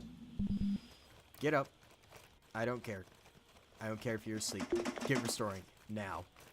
Because I am not going through this again. I am not getting another million in debt just because you can't decide that you aren't going to charge late fees on a late fee that was already a late fee. You stupid late fee charging motherfucker.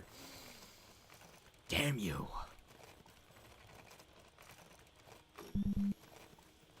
People wonder why I have high blood pressure sometimes. They do. They do wonder. It's stuff like this.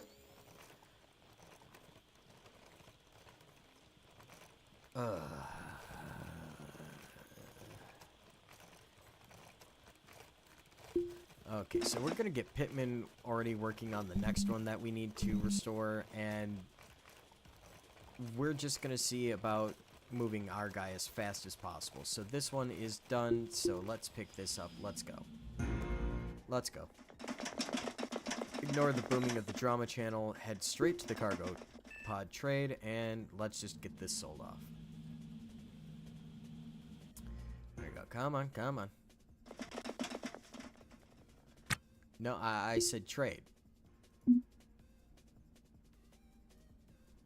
Oh, hey, look, in about 24, 26 minutes, something like that, the inventory updates for everything. Oh, fantastic.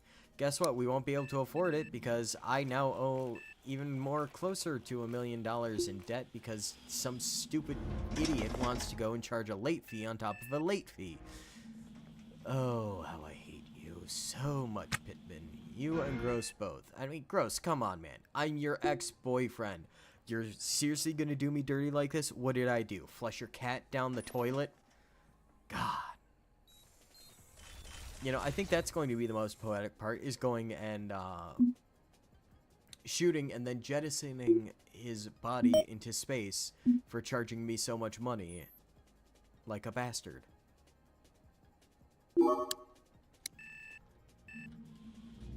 Let's see. What do I got on here? So let's start to actually sell off some stuff that's just worth money. I think that's the only thing we can do at this point, is we need to start selling crap. So we're gonna drag it out of the ship and sell it directly to the licensed supply kiosk. and try to recoup some of our losses here, because shit, seriously, 6.5 grand, you can't do better than that? Will the scrap kiosk do better?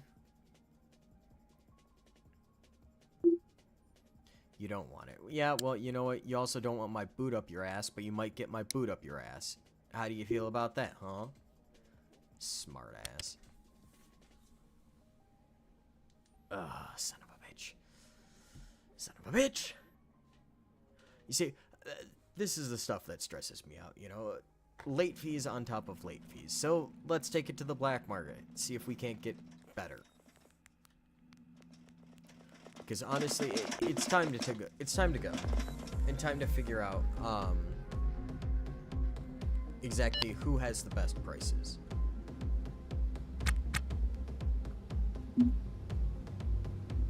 Okay, come on, give me something. I knew it. I knew it was the black market. Why did I know it was the black market? Because it's always the black market.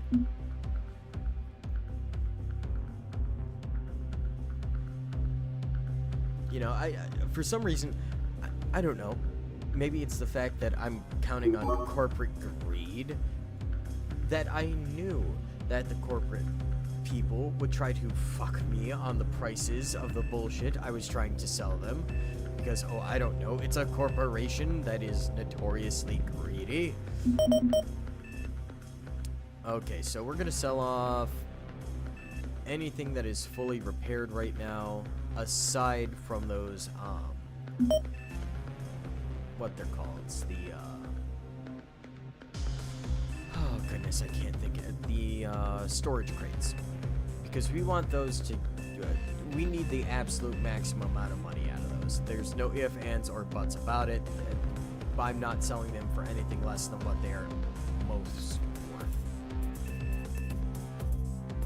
Oh, that makes me so mad.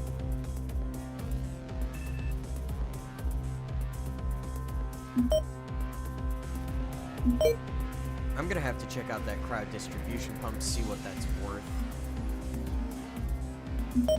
That we can sell another $30,000 on thrusters there. I wanted those thrusters because, you know, we're driving a giant box through bloody space and we need the speed. But no, apparently the corporations are too good for that. Stupid corporate bastards. See, this is why stuff just. This is the shit that gets to me. This is the shit that makes me want to, you know, scream into the void. And I know the void would be screaming right back. It tends to do that when it's afraid. And I don't like the auto air vents. Fuck those things. They are so stupid. I do not like them. They are not good. They might be useful in the future when we actually get like a proper engineering route set up. Oops, sorry about that. That allows us to go and, you know, like, essentially pipe oxygen through our ship properly, you know. So there we go. That's another $80,000, give or take, total that we managed to scrape out of the black market, but that barely gets us anywhere. Son of a bitch. Pittman and Gross, oh, I swear to goodness, the moment I can, I am claiming back my death pay from you, and I am putting your ass out into space, and I am jettisoning you. No ifs, ands, or buts about it. You are going right out into space. No second thoughts. No, do not pass go. Do not collect $200. Oh wow, that really is just worth jack fucking shit. Huh. Well, we'll just start repairing some things. I mean, we can repair the Hydra over here, and we can sell that for like 30 grand, which is not bad, but I'd rather not sell the Hydra. I kind of want that installed on my ship. It's a nice beta kit. Well, nice beta kit. Wow, I can't talk right now. I am so up and frustrated from seeing those numbers go up that I cannot talk. I cannot talk. I am speechless. I am dumbfounded. I am flabbergasted. I have been bamboozled, and my goose has been got, and I am not happy that my goose has been got. So we are going to pay off, at the very least, Pittman's stupid fucking fees. Fuck you, Pittman. You're getting spaced, you stupid motherfucker. Done. Done. Pope, you aren't even part of my crew anymore. Why am I paying you money, you little shit? 101,000. Why am I paying you 101,000 for a fee that I missed 2 days ago? Oh my goodness. You know, I wish there was some way to just... Oh, no, wait. I already killed Pope. That's right. That's right. I already got my revenge on him. I forget what I did to him exactly, but I do remember I did kill him. Or at least I think I did. I don't know. If we see him around, I mean, zero chance that he is not getting gunned down like the dog he is. Because that's just about the feeling I have right now for him. Charging me 101,000 because I didn't pay him his late fee on time. You useless waste of space. He was not worth the oxygen he consumed on my ship while he was on my ship. If anything, he owes me money for the oxygen he consumed while he was riding on my ship.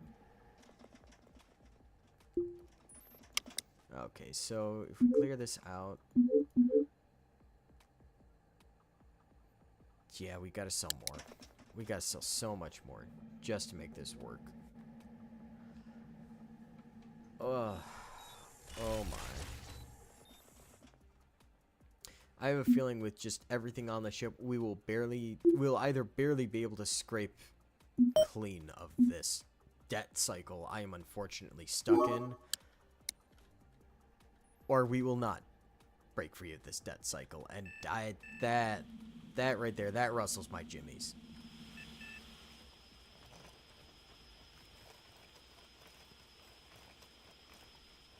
Like, where am I supposed to find all the electronics and motors and everything to fix all this crap? Yeah, let's check the scrap kiosk real quick. Oh, look at that. You know, a whole bunch of reactor bullcrap that we don't need anymore. That would have been so nice, you know? Alright, so we'll get the electronics, mechanical, carbon fiber, yada, yada. Okay, cool. On the ship.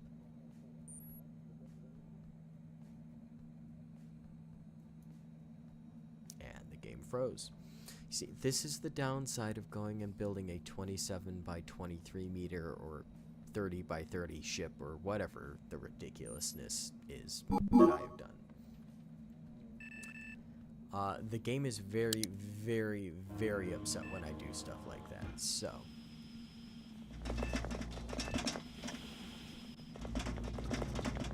What are you doing, man? Oh, looks like we're gonna go repair the nav stations. That's another, like, $13,000 per. So that should get us a full 20,000 maybe at most, maybe 25 if we get lucky. Either way, still very upset by the recent development of finding out I am so massively in debt it will be my children's children paying it off. Bullshit, motherfucker. God damn it. See, this is why we, you know, shouldn't just hire on crew willy-nilly. I very, very much did not understand what was going on when I did that, and I very, very much made a mistake while doing that. What was what even was I thinking? Alright. We're just gonna let him repair for a second. I'm gonna eat my salad. I'll be right back.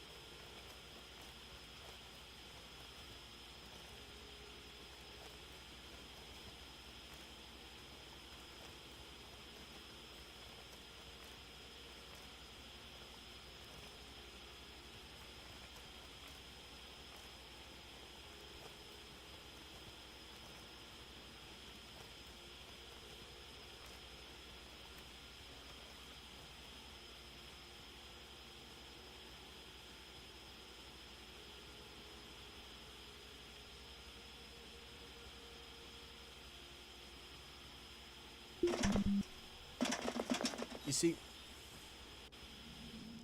this is where I miss being able to grab all the shit from ships by going and dismantling everything, because I'm a pack rat and I want to hoard everything onto my ship. Big mistake. Really shouldn't do that. I should be dismantling stuff more, so that way I have parts to repair the stuff I already have on my ship. I shouldn't just be stocking up with more and more and more. But I also do not like to live by common sense, so I'm just gonna bite the bullet and take my lumps.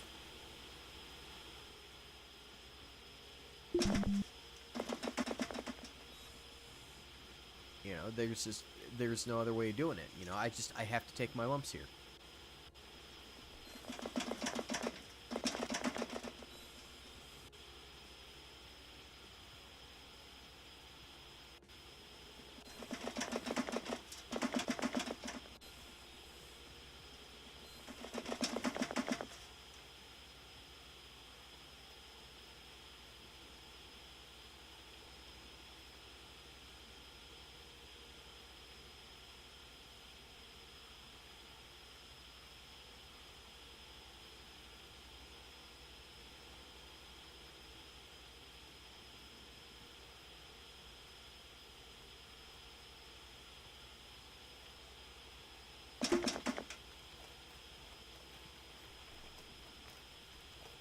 And there we go, just like that, dinner is done. And there should be next to no more interruptions to the stream.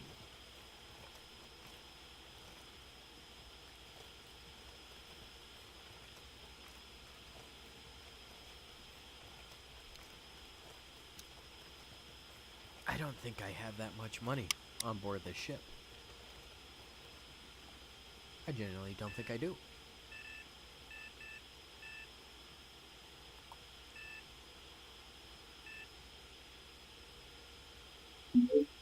I just have zero idea how I'm supposed to pay this all. Why does this feel like real life, and why are they doing this to me? I feel personally attacked. Screw you, Pope. I swear, if you weren't dead already, I would find you and I would make you dead. Actually, you know what? I don't know if he's dead. Let's go check out our contact list and see if we're paying a dead man, actually. So, cool little thing. I don't ever check it in videos. I've never really checked it since last stream.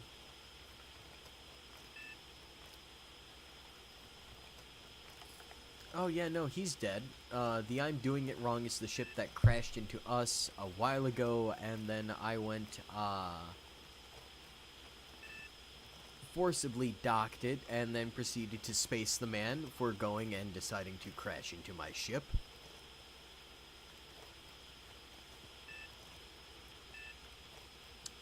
Alvin Pope, satisfaction guaranteed. Yeah, no, he's dead.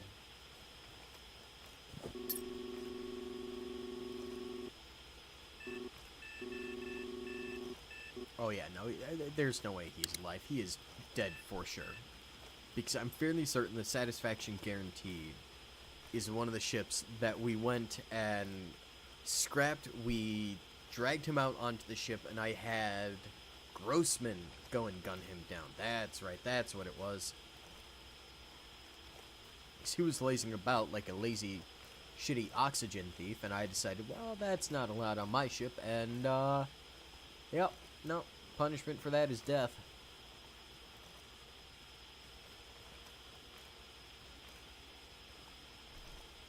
Just remember, folks, if you're going to hire someone, pay off their death pay first. And if you're going to fire someone, fire them, take them out into the middle of nowhere, and then gun them down. Welcome to the rice fields. Indeed, Chubbs. Welcome to the rice fields. I'm sorry, there's a little part of me, a very large part of me of, you know, in real life, I try to be a good person. I try to be a very great person, you know, good and great to as many people as I can be. You know, not to toot my own horn, not to try and be, you know, I'm all this about it. You know, I try to be a good person. You know, some places, some things I do fail, and, you know, that's the human part of me, and that's totally A-okay. You know, To err is to be human, you know?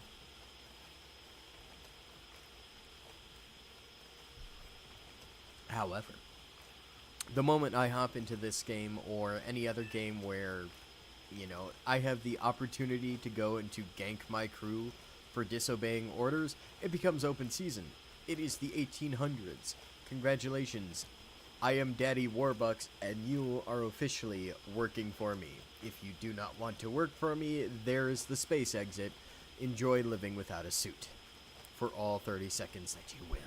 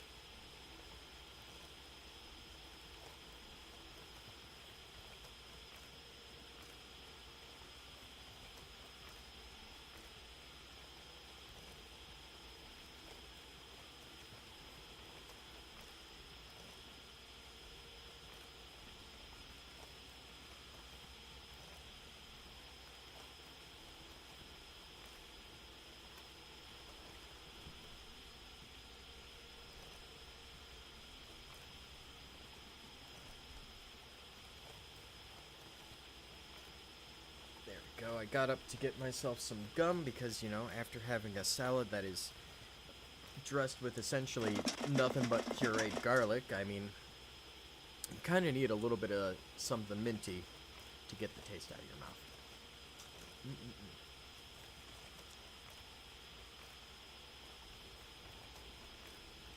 You know, that's another thing I kind of want to complain about.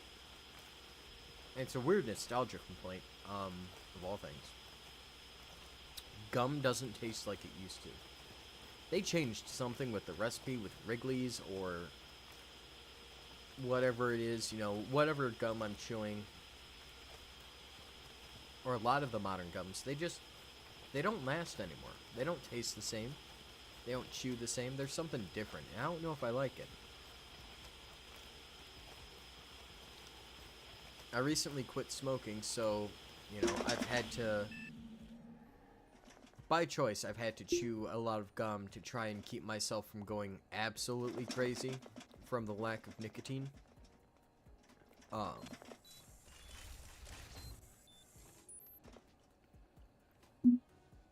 goodness, you know, today is not a good time to have, you know, picky tastes in gum.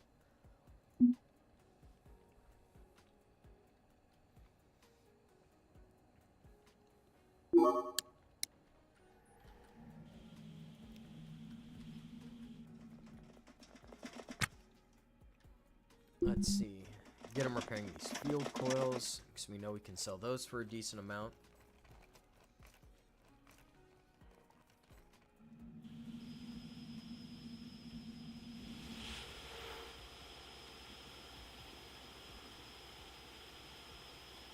Yeah, so if we look at the field coils, you know, they're worth about 4 3/4. That's not bad.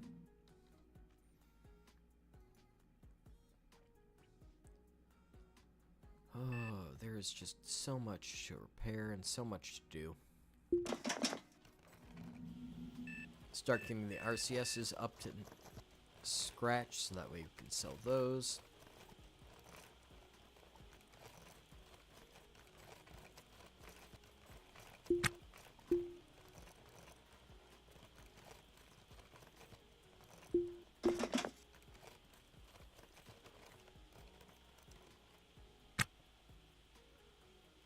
Oh, looks like all of those are done. We only have 2 left.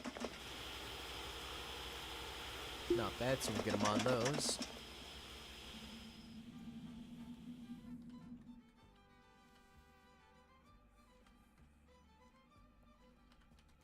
No, where's our guy? There he is. Okay.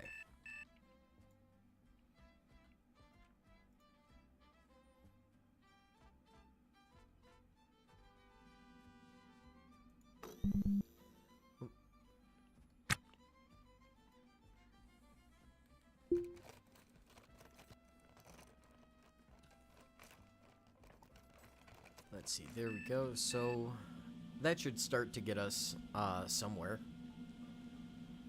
Oh, that's ooh.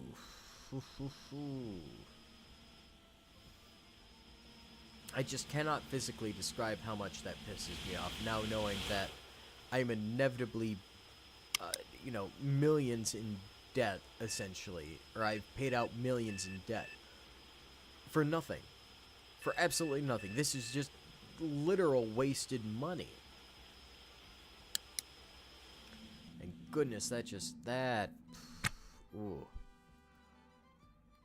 That makes me mad.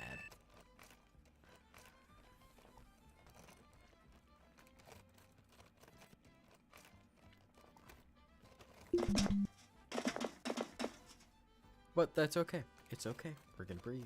We're gonna relax. You want to know why we're gonna breathe and relax? Because it's going to be okay. Because somehow we are going to dig our way out of this debt hole, and we are going to pay everything off, and then we are going to have our box ship. And our box ship will be great, grand, glorious, and wonderful, and we won't have to worry about, a bunch of half-wit nincompoops who have zero idea what it takes to run a ship, much less be on one, very clearly.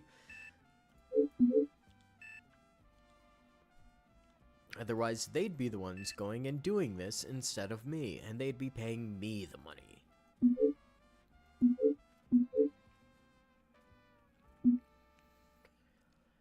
Damn you, Pope.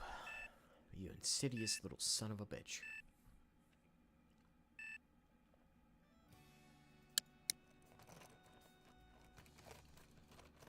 I mean, to be fair, if we really sit down and we really realistically think about all of this, I did this to myself. This is my own hubris and dumbassery come to collect. This is the kind of shit I was talking about earlier, where I do something, I think it's a great idea.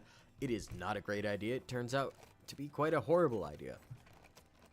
Hiring on 4 crew members without paying their death pay immediately, horrible idea. Never doing that again.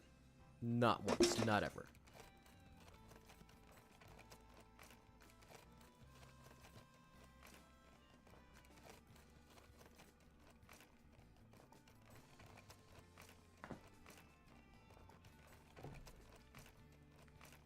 Oh, that's just...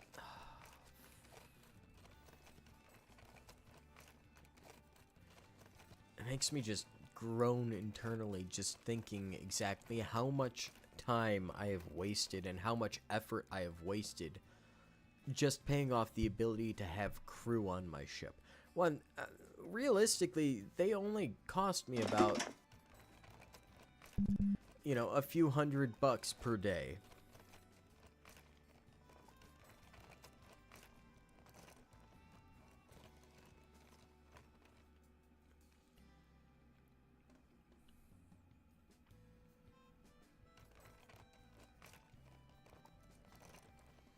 And Chubbs, you're right. I honestly should ask about the compounding interest and try to figure out more about that, but I'm just... Admittedly, I'm making a lot of assumptions here. And I've made a lot of assumptions, about what's going on. But as far as I can tell, realistically, when you look at everything, there seems to be no rhyme or reason to the payment, or to the fees. Like, if we look at Andrew's first fee from the 10th, this was the last one from the 10th, $23,000. Then we have a payment for the 11th that we missed here. That is for 12 noon, $34,000. Early on the 10th, we have $21,000. Then we have $33,000 for 1800 on the 10th. So I'm not seeing a pattern, really. Let's see.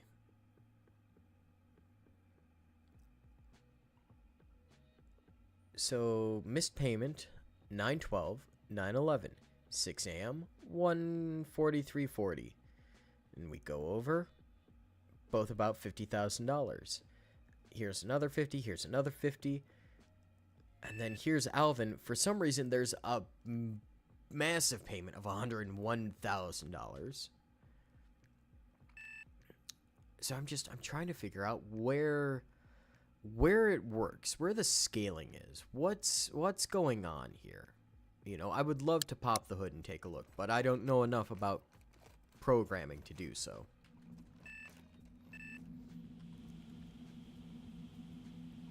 Which reminds me, while we're at it, we're gonna grab us another battery for our drill.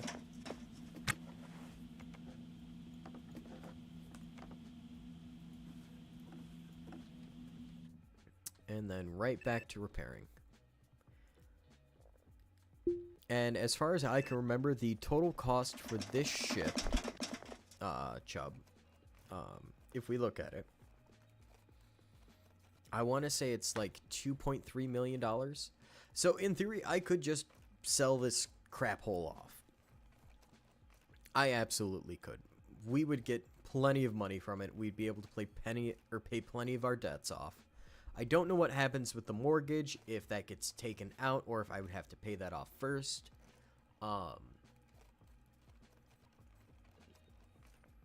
You know, like in real life, you can't exactly, I actually don't know anything about mortgage and mortgage law in real life, if I'm being honest, you know, zero idea.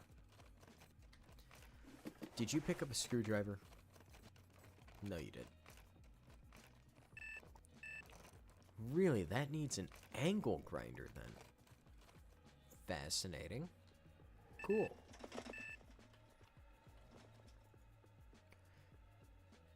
But yeah, let's go hit up the real estate broker, because I think you can see the cost of your ship there. If I remember correctly. Come on. Yep, see? $2.6 million. And we owe like $3 million on it. Or not $3 million, $300,000 on it. So, you know, selling the ship would definitely pay off the mortgage.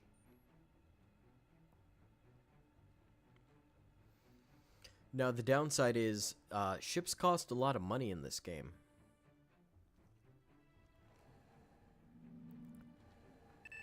So if we go over here to the ship sale,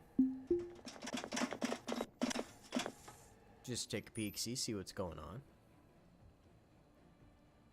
Just to get a basic fuel tug, we're already looking at almost a full $1 million. To get a freighter, we're looking at most of the money that we made off of going and upgrading the ship.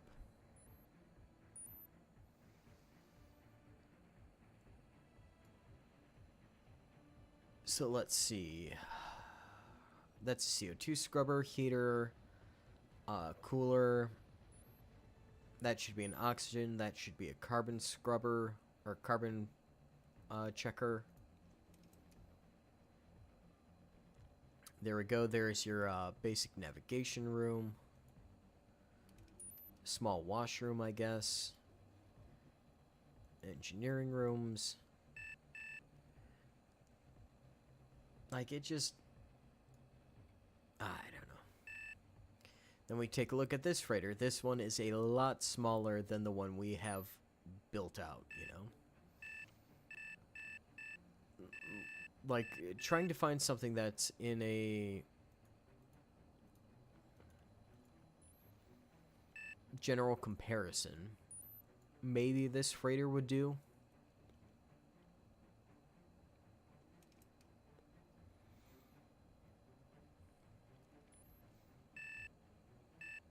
You see, I don't know. I don't know if I want to go, if I want to touch anything with potentially selling this ship, because it's just, it's something I enjoy. I love my cube.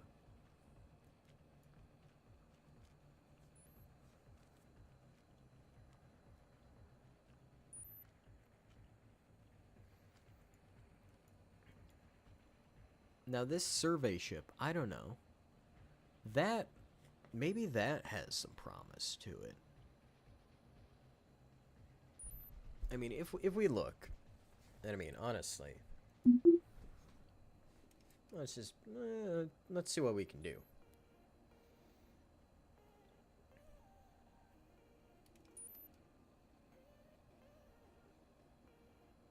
Hey, Matthew Prince, thank you so much for joining in. And, you know, honestly, I feel you. I love this game, too. You know, it's a fantastic game. So it has, let's see, 4 cargo pods. That's not bad. We could sell those for some quick cash if we really wanted to, or use those to run stuff. Oh. Total of 10? Total of 9. Okay. It's not bad.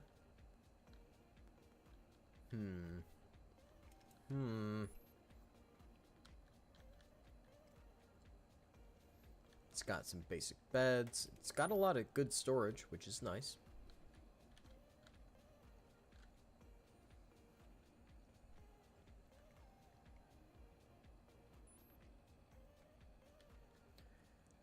Oh, you should see ours. So if we go over to the ship raider real quick, we're gonna run it through. Takes a minute.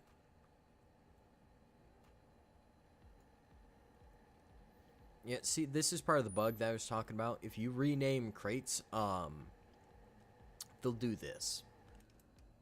Yeah, I don't know why.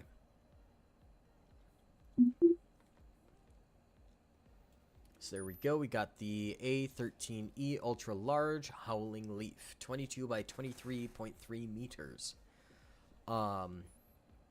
It's a fantastic ship. It's worth about $2.6 million, and it navigates like a drunken water buffalo because this thing is massive, and strapping enough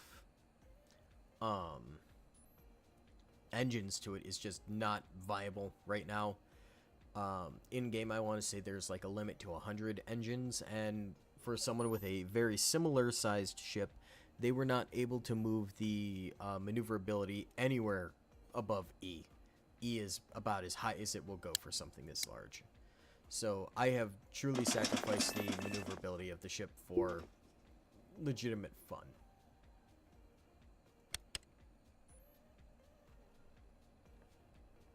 But I will not and refuse to change that, because, you know, it's something I enjoy.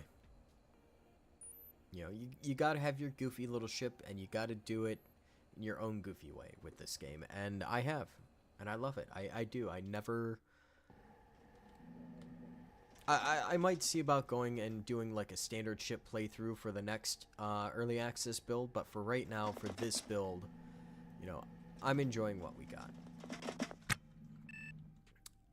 Granted, you know, what we got has got us a massive amount in debt, and I don't know exactly how we're going to find our way out of this situation, considering just everything we have going on and the amount of time it's going to take to get everything up to an acceptable level of repair to sell for the most amount of money that we can get, and just what'll happen. But I don't know, maybe if I can scrounge up enough money, and I think I might be able to, I will sell this ship, and we will move on to something that's a little bit bigger, or a little bit smaller, a little bit nicer. But for right now, I can't give up on the Howling Cube. I like the cube. And of course, when we move out, we're going to have to take all of the battery chargers with us. We're going to have to take all of the, you know, actual belongings with us. We're going to have so much to sell. It's going to be a ridiculous feat to get everything moved around. But I will do it. I will do it. I will consider. I might sell the cube for a practical ship. And it breaks my heart to say that. It genuinely does. Because I love this impractical thing, you know. It's just, I have had so much fun building this. I think I've spent, you know, here. Because I don't want you guys to see,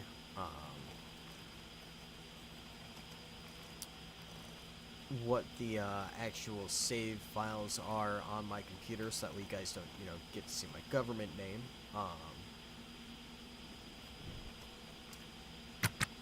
So if we look in and we look at the save, we're looking about 5 days and 9 hours.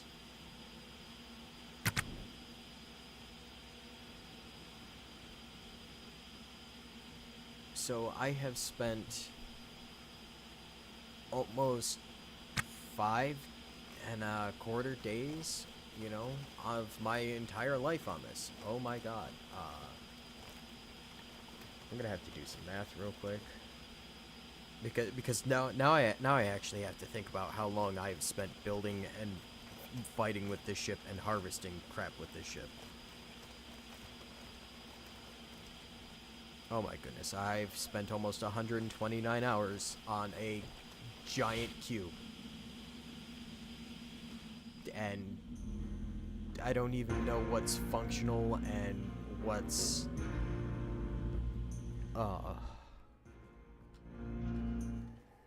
Yeah, you ever just do something and then you realize later exactly how much time you've sunk into such a weird, just moment in time? Like, I have spent so long on all of this, and was it worth it? Was it not worth it? I don't know. I mean, I've enjoyed it. I genuinely have.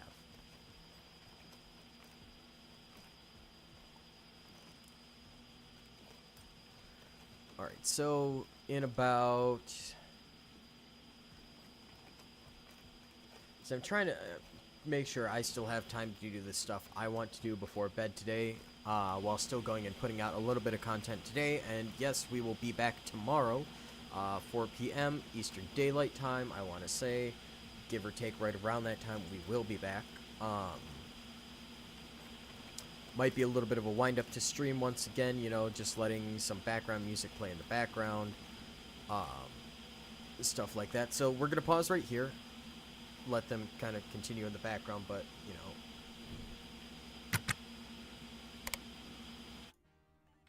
there we go. We're just going to let this run in the background, and we're going to pause kind of on playing video games for a second. So, the future of the channel.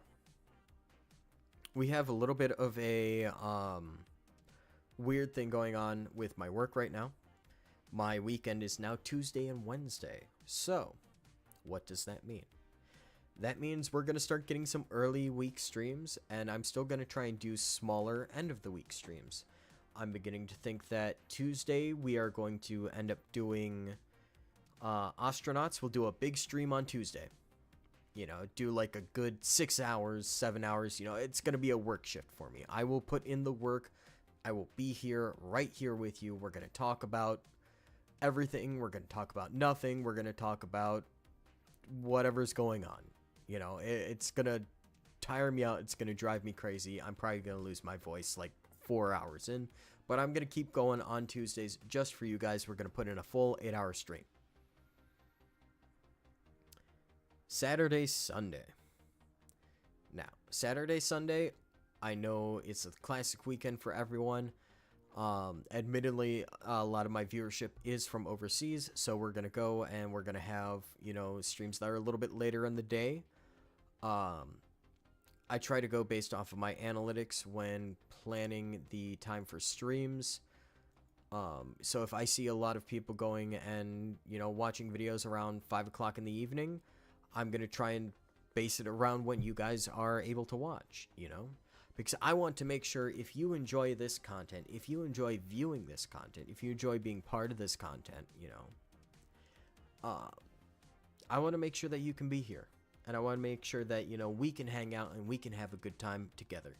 Or maybe we can have a time talking about controversial topics like the start of this stream, where we talked about the dangers of AI and the fact that parents aren't doing their jobs, and a few other interesting topics. It was a little bit of a weird section to throw into my hobby, which admittedly I don't know. Stuff happens, but I'm not a fan of it, and we're going to try not to do that again because, politics and stuff like that really don't belong on here. World events and, you know, stuff to do with video games, absolutely. You know, yes, to answer the viewers' questions, I am currently single. I have nothing going on in my life. This is my life right now. Is I go to work, I come home, and I work on videos, and I stream. I wish I had a girlfriend or a wife. I genuinely do, because I would be doing something so much more worthwhile right about now. Alright, Pittman? Yeah, Pittman, you are just lazing about, so what can we get you working on?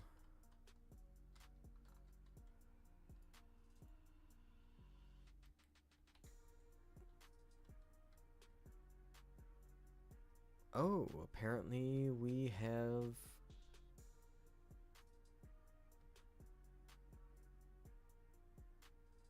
something on the shore that we can go. We can snag to help us repair some stuff.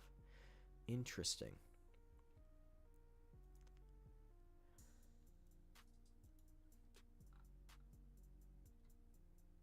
I mean, I don't know. You know, there's always hope for the future of me eventually developing a relationship, but, you know, if I do and when I do, I will tell you right now, you know, there's going to be weeks where you guys might just get, you know, one stream and a few videos a week. But for right now, while I am single, you know, you guys have my full attention. You know, this is it. This is what I got to do right now, and I'm here for it, you know. I'm here to be a clown on the internet for people who I don't know. And I love it. I genuinely do. You know, there's nothing right now that brings me more joy than being able to go and just share the stuff that I love with people. Anyways, so as some cheery Mexican-themed music goes and hops on the playlist from the wonderful YouTube copyright-free library, you know what? Actually, let's turn that up just a smidge. There we go.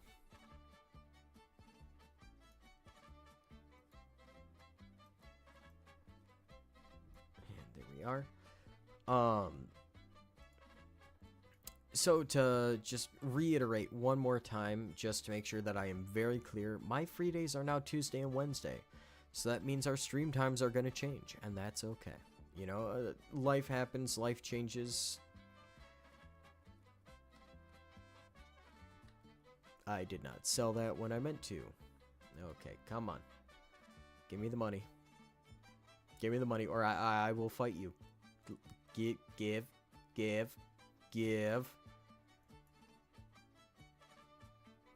I have mountains of debt, and I have no shame. I will burn OK Leg down to the ground. Oh god, it's the blue wheel of death. Don't crash, don't crash, don't crash.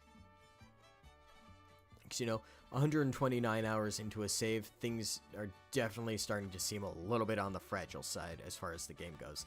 Another reason why I don't want to use the 16 times speed on OK Leg, because this game is already screaming and screeching at me for building out the cube. I don't want to go and tempt fate by just doing worse. Pittman, you lazy sod. Fine. Get your butt down here. Get to that cargo pod. Restore it. Adam, my man.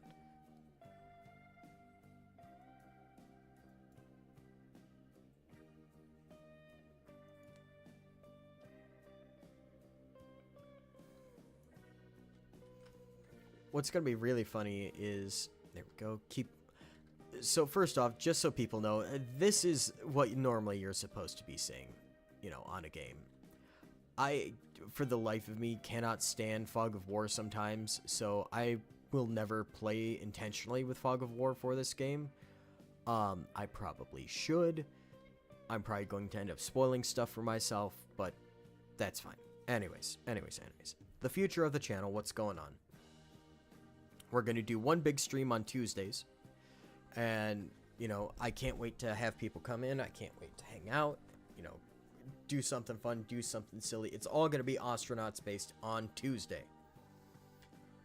Saturday, Sunday streams. For right now, yes, they will also be Ostranauts, but in the future, I'm thinking next week, after we do our first big Ostranauts stream, that adds, you know, another 8 hours to this ever slowly, crippled, save file. Yep, fantastic. That's good for sale. We are going to go and we are going to spin the wheel of games, because I have way too many games in my Steam library that I have not finished and I have not beaten. So, we will go, we will hop on, we will spin the wheel, and, you know, maybe we'll see about stealing a bit from, you know, some actual streamers who do this full time. And we'll play, you know, some, like, Wordle or something, you know, start to warm up the stream, warm up my voice and stuff like that, you know?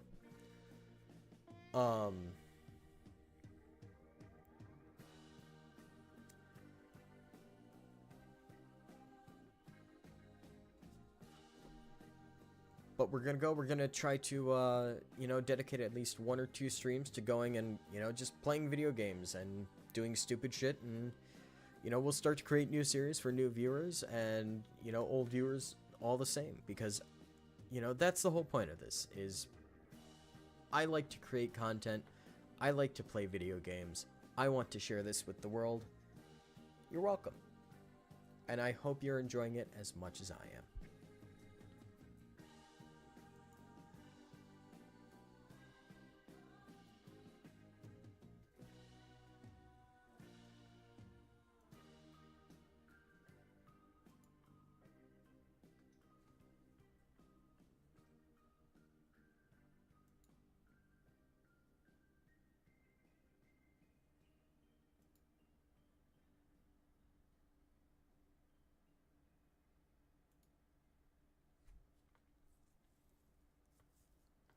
Alright, so we are almost, I want to say, you know, I think I'm going to give us like another 20, maybe 30 minutes at most before I decide to call it for the day. I mean, I did spend all day talking at work.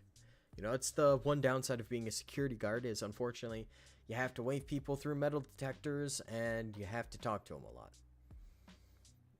Also, another downside is you are on your feet the entire day. And I have to tell you, that sucks. There is nothing fun about being on your feet for 8 hours, you know? But at the end of the day, they pay me pretty good, so that's pretty cool, because it allows me to go, keep a roof over my head, keep me and my cat fed, and as long as I can do that, I can keep bringing you silly games and silly surprises, like accidentally being, you know, a ridiculous amount of money in debt. So yeah, so legitimately, if I do just select everything, so that's 200,000 that we owe. So we owe 135 just to Mr. Gross. But if we look at Mr. Pope, who is dead in space somewhere, I owe him 185,000. Okay.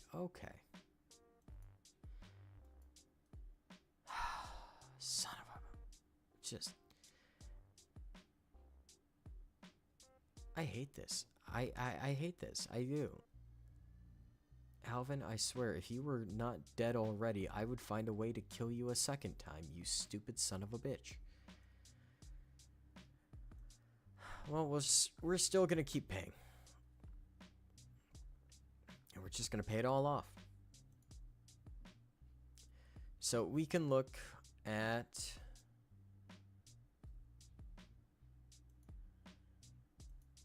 somewhere in here, we can just kind of see, you know, exactly how much that we've made and we've sold off. So the start of today, we made $270,000. That is all gone. We made another $171,000 last portion of the shift. That is now also all gone. And now we still owe another $407,000. Yay. Net profit of minus $800,000 and $400,000. Fuck my life. I really have gone and I've really messed up this save. I have nothing but regret right now. Genuinely, I have nothing but regret. The next time we go and we con one of these stupid idiots from OK Leg into joining our crew, we are going to absolutely belittle them until they do not want any death pay. I will convince them, hey, you're dying of cancer from the cigarettes that you smoke anyways, and, you know, all of space is already collapsing in a inevitable heat death, so what's the point of paying out, you know, extra money to feed your cat when you're gone? You know, I will convince them to hop onto my ship for nothing more than, you know, $20 and a pack of smokes a day, and I will pay them $10 and maybe a meatball sub. You know, I am going to go and I'm going to find a way to get crew that cost me nothing the next time around, because this time around I messed up bad. And I'm not doing that again. I'm not getting myself in a full $1 million worth of debt. All because some people want to be paid in case they die.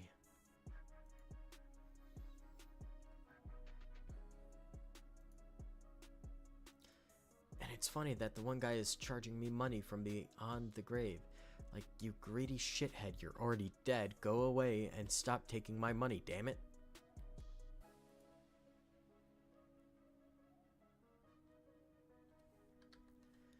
Not enough space to carry component heat sink.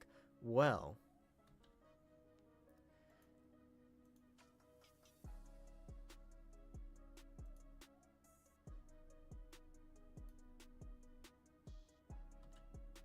there you go. Get to it.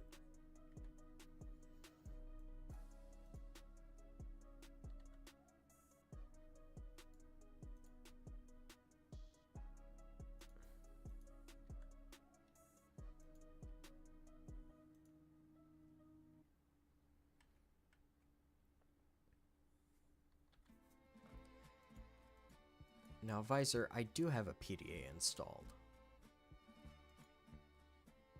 There we go. Now we can see the damage again. Perfect. And you can see we still have a lot to actually repair on our ship. Otherwise, we're going to start pissing out our Atmo.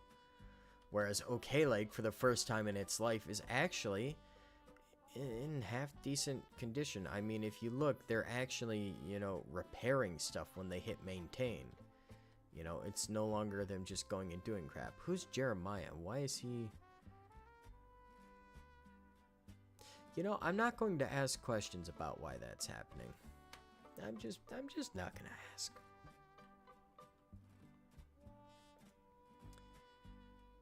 Because, you know, honestly, after 129 hours, the game does get a little strange because it's early access, and, you know, that means things aren't fully baked in yet. They aren't fully set up or programmed the right way or fully designed the way that they're going to be in future builds, and totally okay. I understand that, and I love that, honestly. It makes the game that much more fun right now.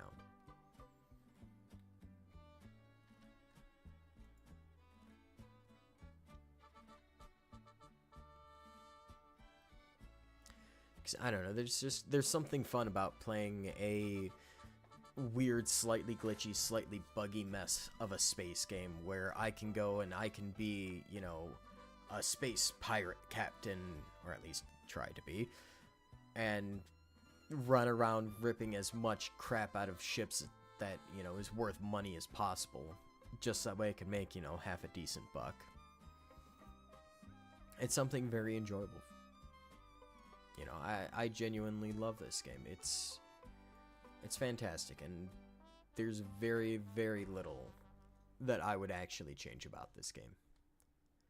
If anything, I'm excited just to see what they do with it in the future, so that way, you know, I can understand how to play the game better, because, you know, for right now, it's a bit of a mild space horror game. You know, there's a little bit of, your classic spooky, scary space crap going on. And we need more electronic parts. Of course we do. We always need electronic parts. And let me guess, the scrap kiosk doesn't have any more electronic parts because it wouldn't. Uh-huh. That's what I thought.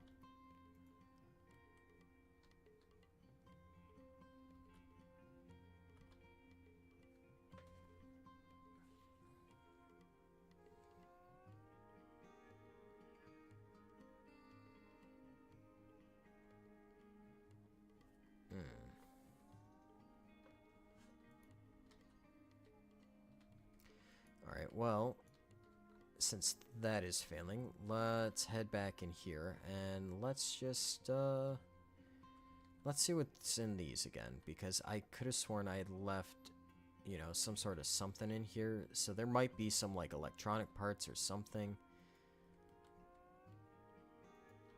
Or it might just all be garbage, and I might have played myself.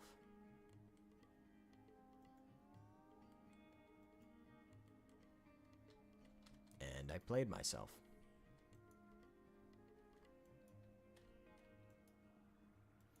Okay, fair enough. Fair enough.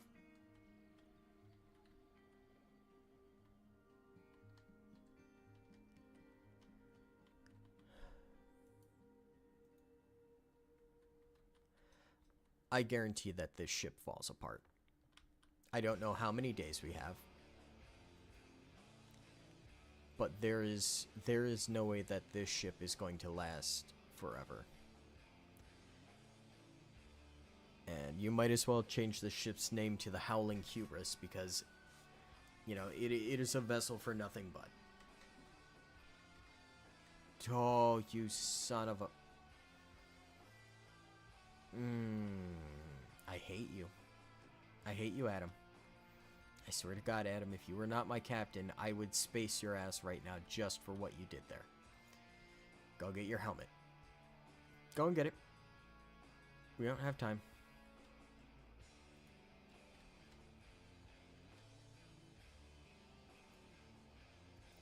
Put in your failing battery.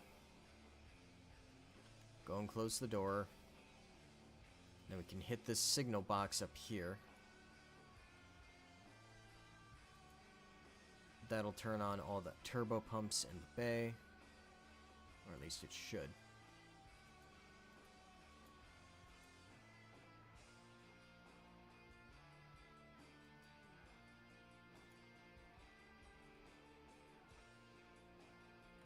Oh shoot, there's a reason why I didn't want those two pumping, because those are hooked up to the nitrogen right now.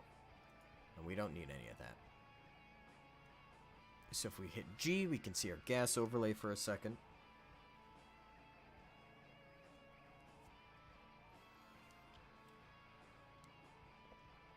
And with the gas overlay, you know, we're able to tell exactly how much gas we have in the Chamber of Stupid, in which Adam lies. Stupid little moron he is. And yes, I am just going to insult him right now because I am very upset at what he did. So we're going to start taking apart some air pumps and stuff and just see what we can get out of them, because we need parts and we need them bad. So I can't get anything out of that antenna, so let's lock this door so that way he can't escape and accidentally space the rest of the ship. We're going to put him on auto task. And then we're going to dismantle everything else that I can see that is potentially electronic back here. Pellet feeder, thruster.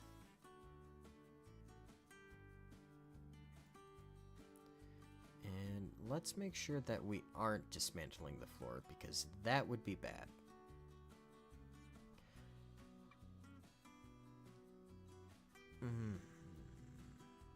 Adam, did you just...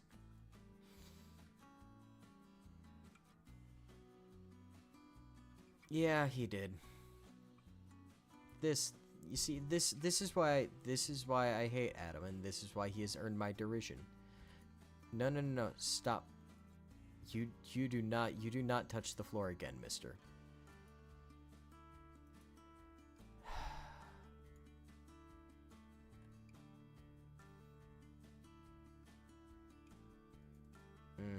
There we go, just like I thought. Dismantle floor. Dismantle floor. Cancel. So, pro tip, if you're gonna go in, if you are going to,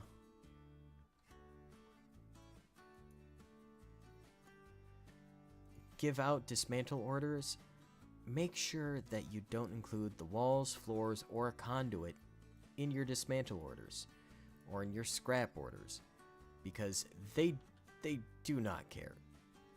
They will just destroy things without even thinking about it, because there is no brain. They have no brain. They do not care. Adam, get to work. You stupid man. I swear. And people wonder why I have high blood pressure. They do. They wonder. They wonder.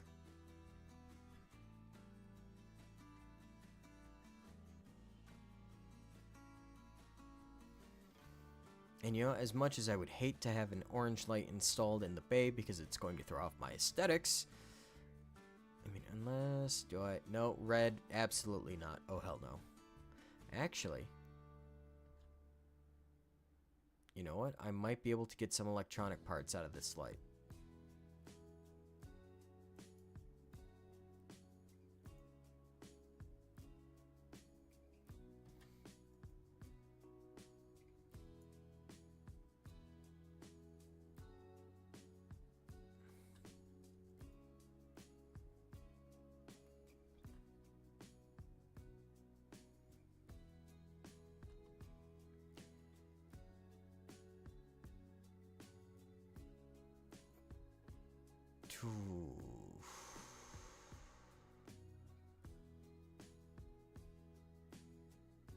I do not want this repaired, Adam.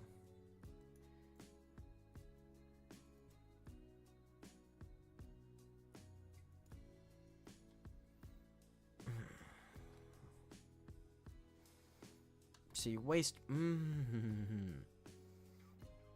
Oh, I hate this man. I hate this man. I hate this man. He has driven me up a wall. Oh, you stupid man. Okay.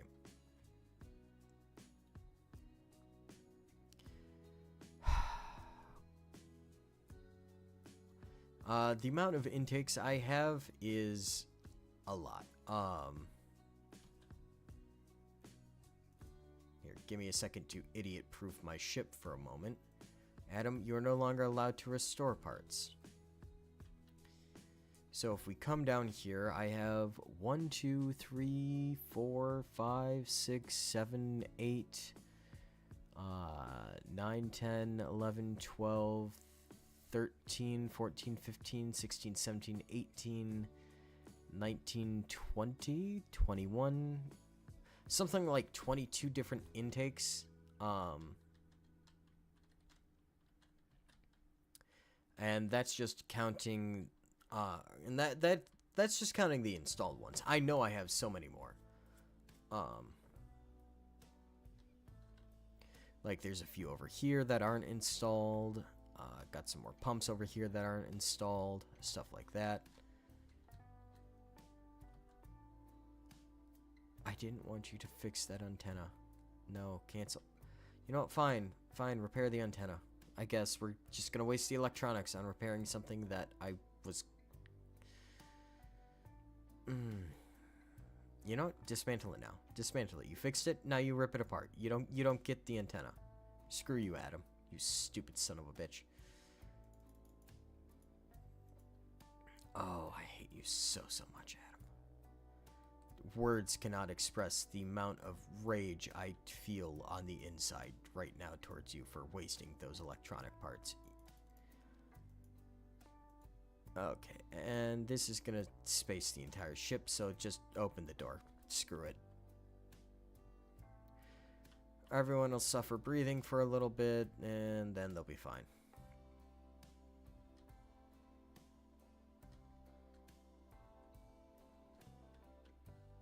And honestly, I am so glad that I have the effects turned off. Yeah, no, it depends, Matt, on how big your ship is. You see, first off, Adam, where? There you are.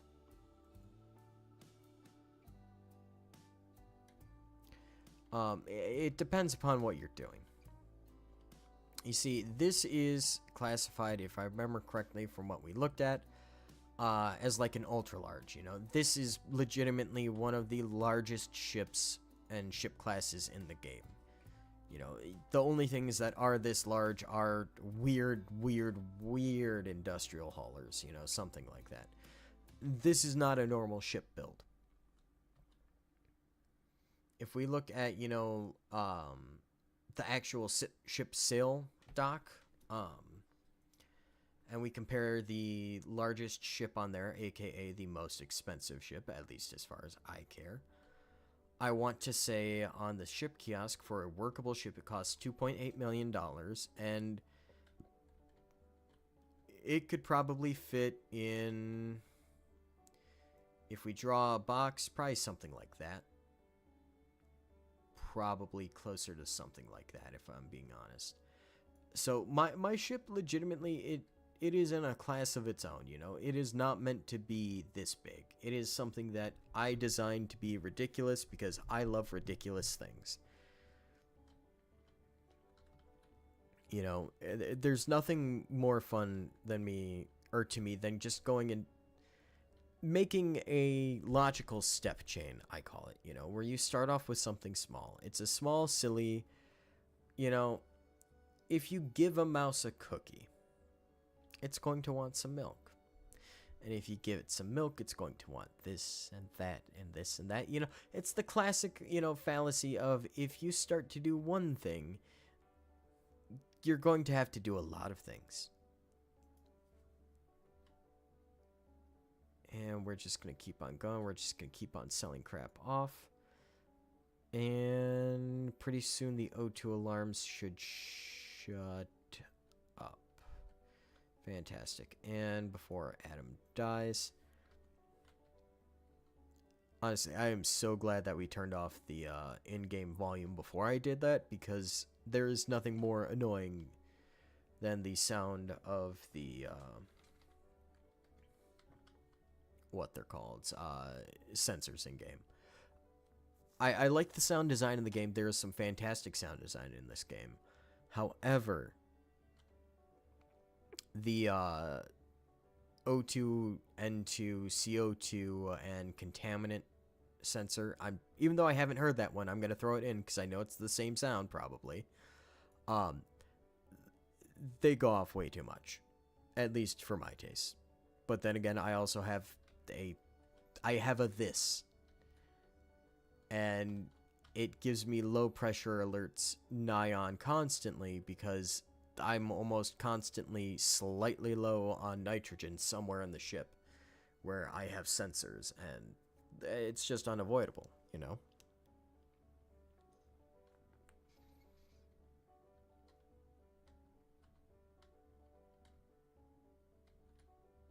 Ah, he already grabbed it. Fantastic. So, we will be ending off the stream here.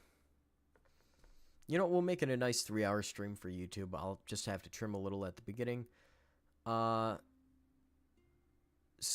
well, actually, you know what? We're not going to trim anything. You know, we'll just leave up the whole thing the way it is. You know, for right now, the streams will remain unedited. If I can find someone who's willing to do it for free in the future, maybe I'll have them.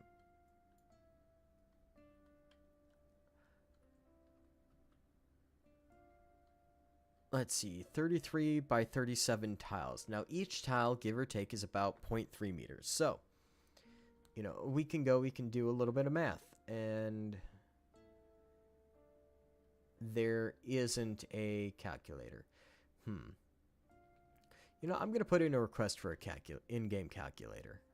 Because that Now that could be useful. So I'm just going to pull up my phone. I already have the calculator. Fantastic. Pause the game. So 33 times 0.33. So you're looking at a 10 by 11.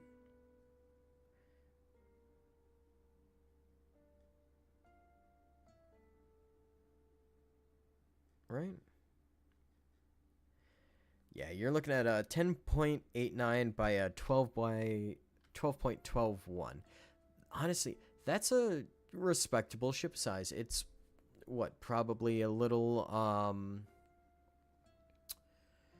goodness, I'm going to assume that you went and you built that off of a tug of some kind.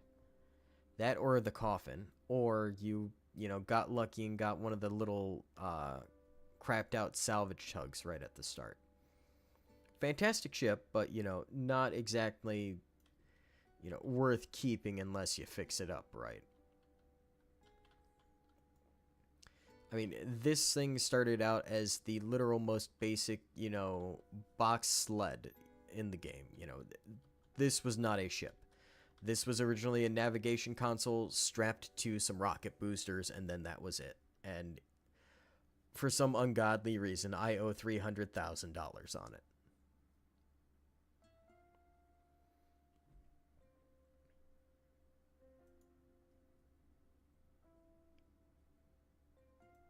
Honestly, if I wanted to do a size comparison, this probably is the same size. Oh, yeah, no, you had... I want to say that should be the box sled, just what I had. It's a fantastic ship, honestly.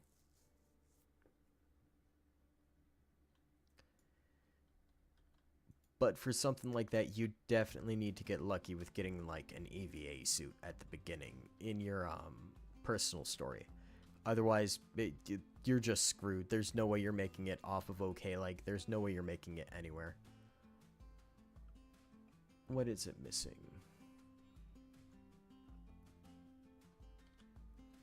I don't know what it's missing. We'll see. We'll see if we can just fix this up. Because if we look at the fees that we owe, we still don't have enough.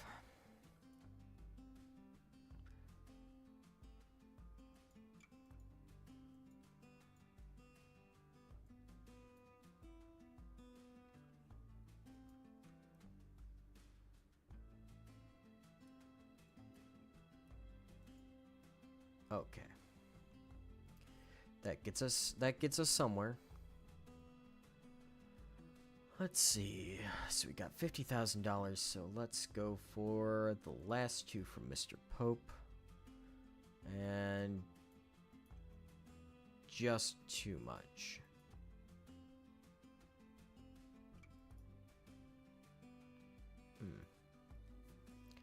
There you go. That leaves us with $10,000 in the bank. That's not bad. I mean, we're getting there.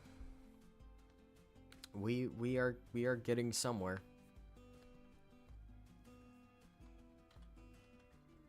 I'll tell you right now, Matthew, if you're gonna hire crew,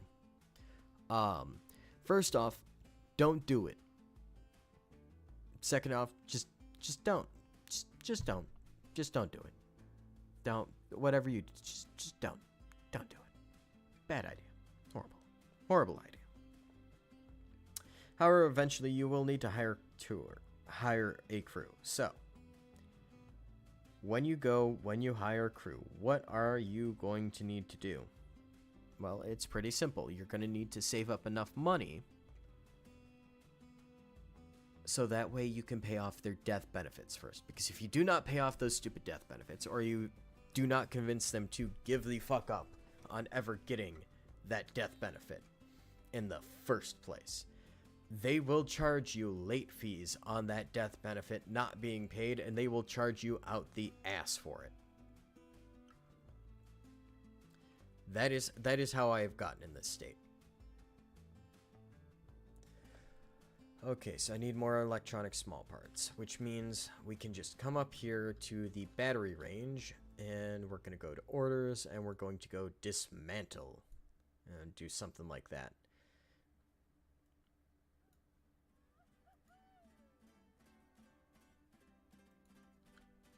Go get it, Adam.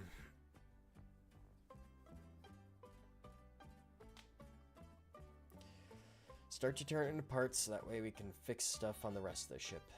Oh, and hey, look, Pittman and Gross are helping out. Fantastic. I hate to do this. I wanted to build out my battery box so that way it was this entire little room over here, and I had enough to do it. But now my hubris of not going and not paying off my fees first has gone and doomed me. Which makes me very upsetty spaghetti. I'm not a fan.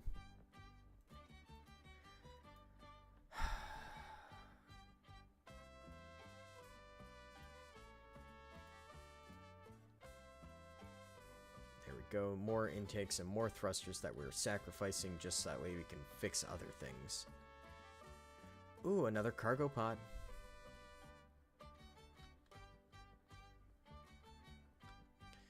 We'll let them finish dismantling that first, you know. Because look at that. More electronic parts. But we're going to restore this so that way we can sell it off for another $27,000. Let's see. A reactor room, a closed bridge, luxury quarters, and a bathroom. Honestly, you don't really need a galley. It's nice to have a galley. It's nice to make one. I actually have one on the ship. In order, from what I remember, this is a... this should qualify as a luxury bedroom. I don't know if it does due to the amount of floor tiles needed. This was like a wellness room, I want to say.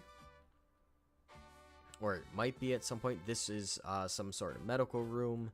This was the galley. This also, I think, turned into another, like, rest and wellness room. Then we have the nice little private bathroom that's clogged with intakes and water. There's our little nav station. And this all, at some point, is supposed to be registered as storage. But I don't quite know what I did wrong with that, so... There's a lot I need to do to fix this ship up before I sell it, because if we can get it to all be registered correctly in the system, in theory, I should be able to get something like a good 300 or 400 million from this ship. Which is a ridiculous thing to think about, you know, being able to get that much money out of this thing. Because legitimately, I started with a box sled. This thing was a navigation station in a caged up room, just hurtling through space, and somehow I have managed to go from a little tiny spit right here. You know, you can see the floor of the original nav station room. I think I built out like this first. Then I think this room would have been next, which ended up turning into all of this once I went and I took out a large passenger liner, which ended up next going and giving us this section as well, I believe. And then there was one more giant section of building out when we found a cargo ship of some sorts. Oh yeah, no, this entire ship is a project of madness and insanity to the highest degree. Okay, cool. Let's get this thing sold off. We're going to be ending here in a few minutes, so I just want to see how close we can get before tomorrow on paying off our fees. Ugh, we are so close, and we're going to get hit with more late fees, which is going to be absolutely horseshit. However, you know, I gotta say, still no matter what, I love this game. End of the day, this is by far one of my most favorite games I have ever gotten the delight to be able to play and help influence in any sort of small way that I can with, you know, bug reports and stuff like that to the devs, you know, just trying to help out wherever I can.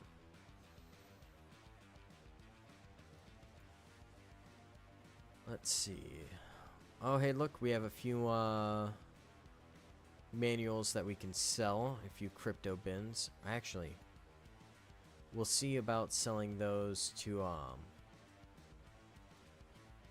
the black market instead, because 9 times out of 10 the black market pays more than anything else. Like, legitimately, I cannot state it enough. The black market is where you want to go to make money.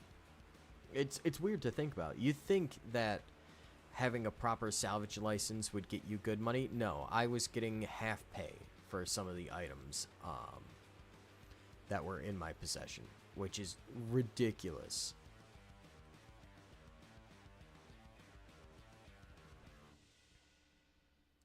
Gabriel, my man.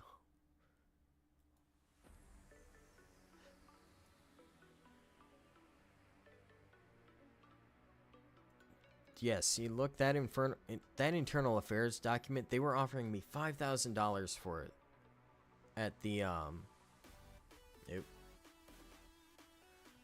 what's it called, licensed salvage station. Like, that's bullshit. Come on now. Like I said, I know what my stuff is worth. Now let's see if we scroll to the bottom, because you know, there is a lot of crap on my ship. Somewhere in here is a Renbow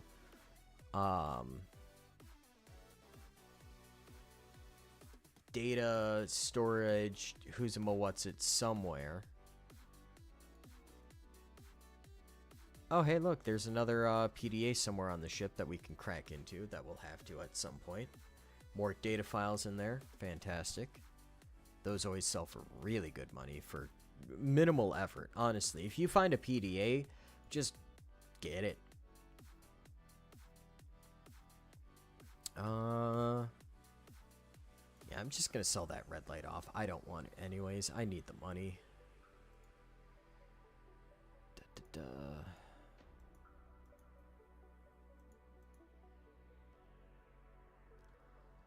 You know what? Take a loose thermostat. Have it.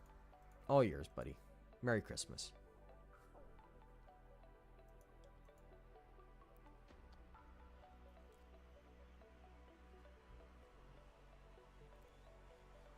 Yeah, no, just for a little bit of context, one more time for, you know, the end of the video.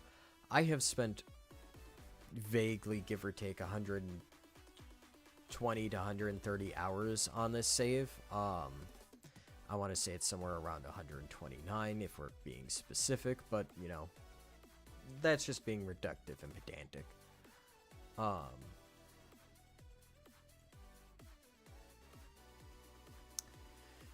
CO2 alarm, those are important, so we can sell those. Sell the power.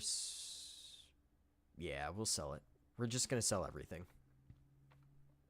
Everything we can get rid of. We're swinging for it, you know. Anything that we can find. Just one last big massive sell-off before we go. Not gonna sell that cooler yet. We'll fix up that cryo tank before we sell it. Same with that battery, that can be fixed. I would love to keep the 500 kilograms of liquid helium in this. I would. But it might come down to going and selling that just so that we were able to afford the debts that we owe. I'll sell this one, though. I don't mind losing only 300 kilograms. That's at our current rate of 5 kilogram per day consumption. Let's see, that'd be close to 59 days, I want to say. Something like that. Or no, close to 19 days.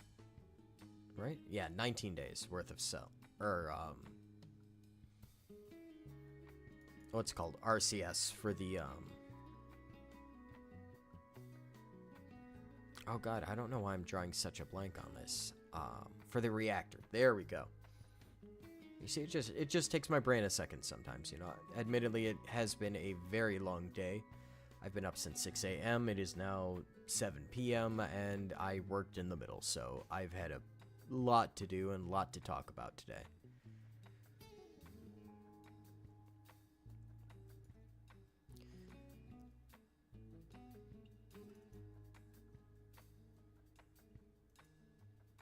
So let's see. And yes, I have been forgetting to open containers again. Not good.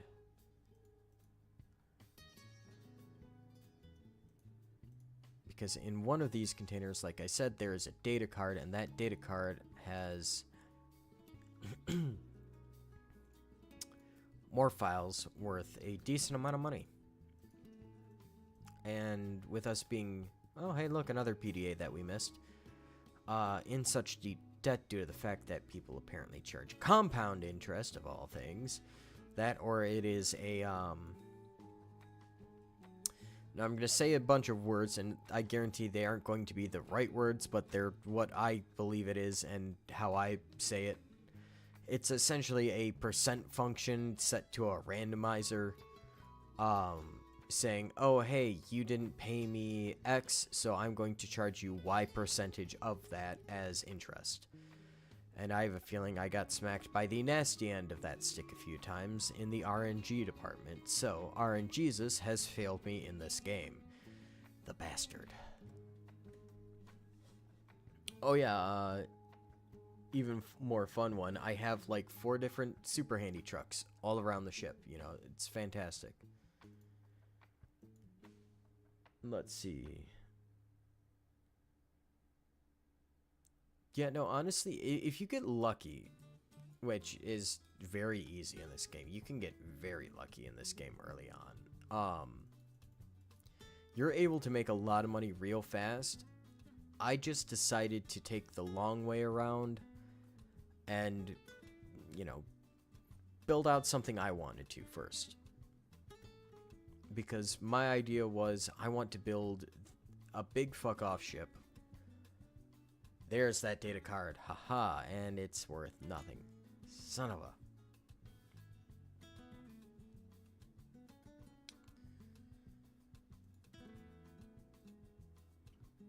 But like you can see now why I've spent so long just going and patiently repairing stuff, you know? We have now hit $90,000 between all of the random crap and all of the nice repaired crap that I've been selling. And that's the point, you know, is I'm trying genuinely as hard as I can to go and to make the most amount of money.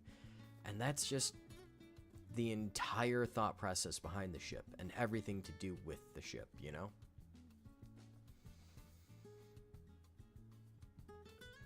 And you know what? Honestly, we're gonna sell off everything. If it is a file and it is on my PDA, I am getting rid of it for a very simple reason. Every time I open up the file system on the PDA, the game hangs and it lags for a second. So, you know, maybe don't hang on to a couple hundred files on your PDA. It's probably not a good idea. Then again, I delight in punishing game systems and just seeing what it takes to break things, so, you know. I'm not like Spiffing Brit, where I sit down and I try to figure out, oh, how am I going to exploit the game the maximum way possible? No. Nothing like that. I'm just here to go and to push this thing's buttons until it cries. That's it. Eventually, the goal is to get the Howling Cube all the way out to Venus. But that comes in its own time. For right now, we are just trying to go and make enough money to pay off the debts of the idiot department that I unfortunately call a crew. Because unfortunately, their death pay has ruined my finances. You know, I found like a ridiculous amount of money worth in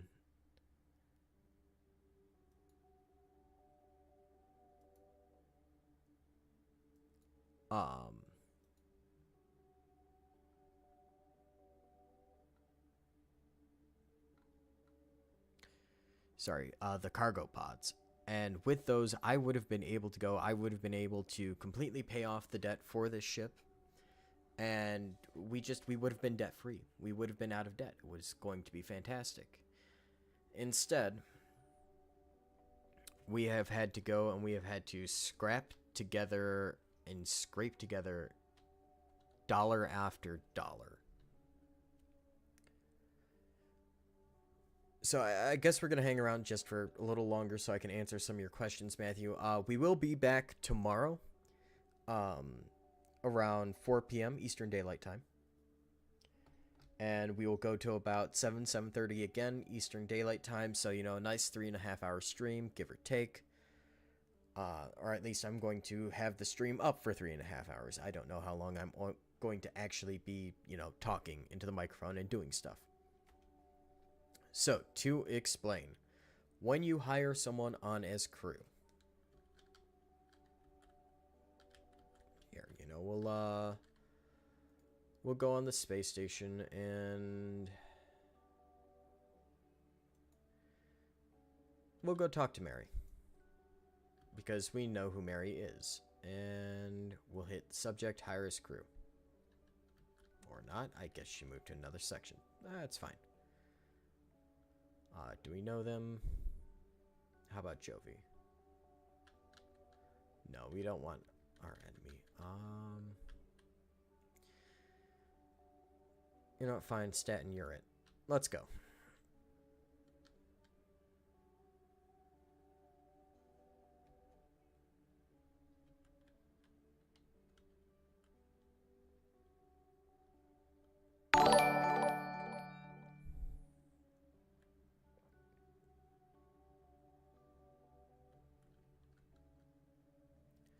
So, here we go. This right here, this is the stupid amount of money that you have to pay when they go and they join your crew.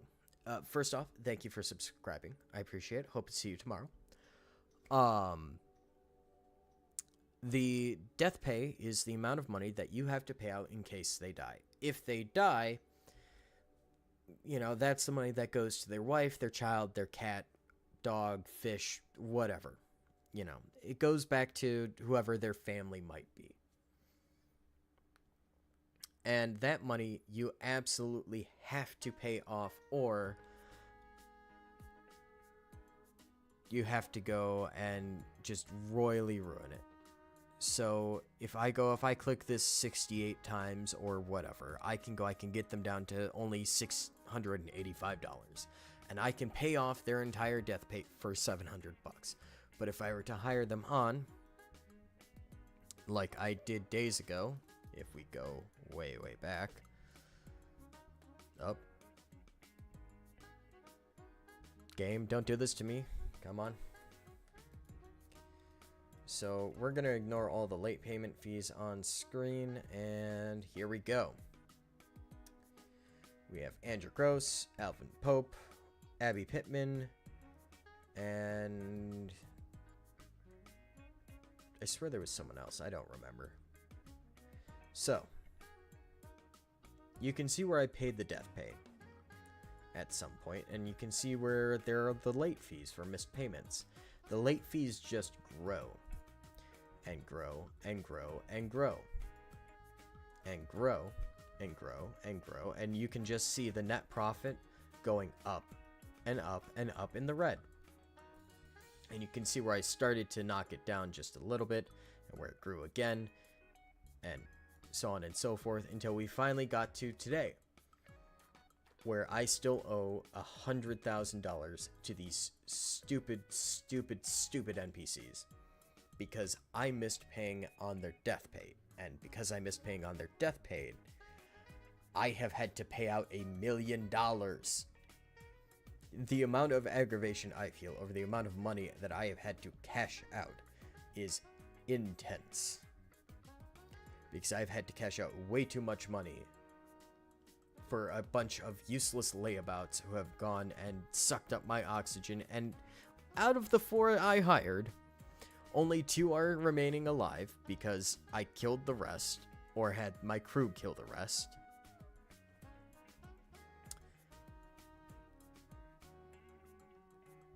And now I still need to come up with money to pay off the death pay and the everything, and it's just...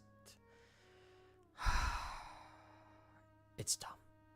It is so dumb. There's some things in this game that are just so dumb. So we're gonna go through, we're gonna sell all the small shit now.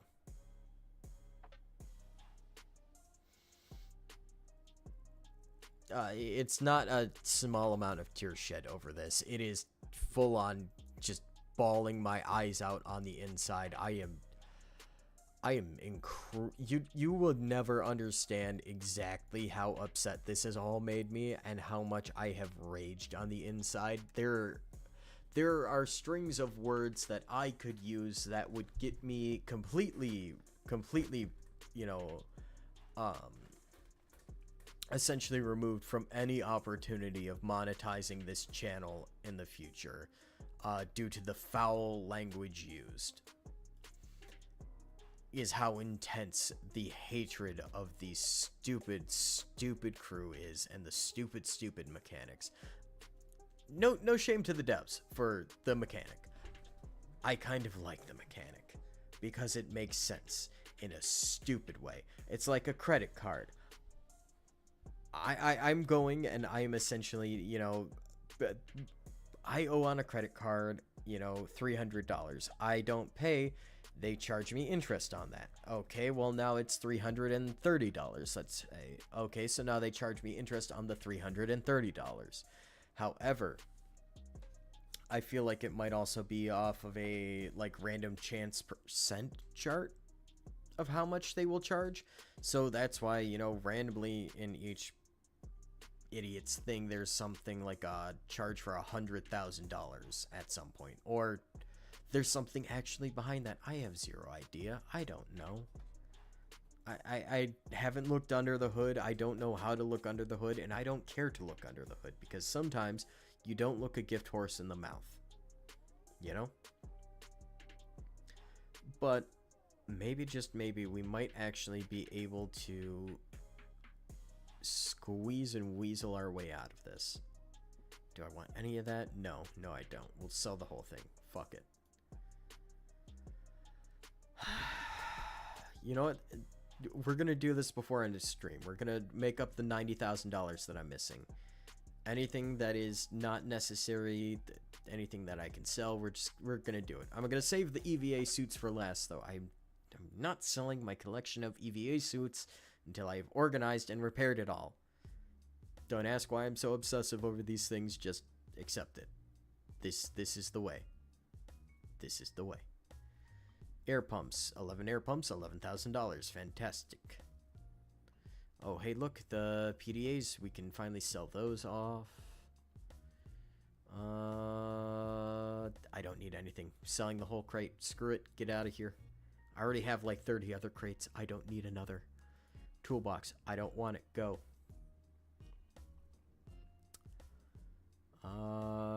Data card. Anything I can sell in there? Yeah, technically. Sure, we'll just sell off the data card. I don't want it. I don't need it. We're gonna hold on to that textbook, though. Textbooks are fantastic.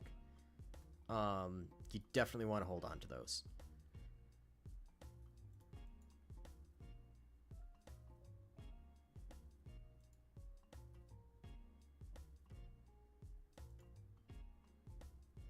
And here's all the PDAs that I have stored on board. We're going to sell those off. That's a little bit extra money. Yeah, sure. We're going to sell off all the nitrogen canisters. We can get more. You know, we have plenty of RCS thrust for now, technically.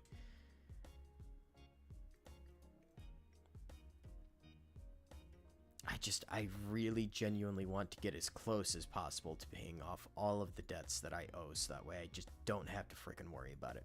Pressure suits, we don't keep pressure suits on board. Fuck those things. We have EVA suits out the ass right now. Everyone gets an EVA suit instead. I don't care if they have training or not. They're going to learn how to use it.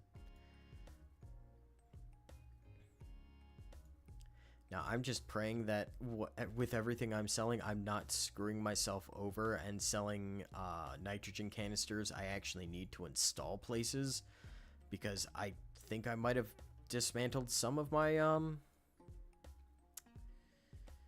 what's it called? I might have dismantled some of my Atmos system. I'm not 100% certain. You know, whole crate, go. Just get out of here. Walls, yeah, sure. Work safety, yeah, I don't care about work safety. I will legitimately strip them of everything, space them, and then shoot them dead for all I care. I do not care about their safety. They have done nothing but aggravate me at this point. They deserve to die. Stupid, selfish bastards. Sucking up all my oxygen. It's just the amount of frustration and screaming on the inside. And it's funny, just like technically an episode or two ago, I was sitting there and just praising the crew, just being like, oh yes, you know, you are going to get a raise, Mr. Pope. No, Mr. Pope got a raise indeed, a raise all the way up to heaven. From the cold end of a 45. Not my fault, though. Oh, no, no, no. Poor Mr. Gross, our ex-boyfriend, got very jealous and proceeded to commit a murder, so he is now tied to the ship. Part of the ship, part of the crew, part of the ship, part of the crew. We're going to keep the air vents, though. We might need those later.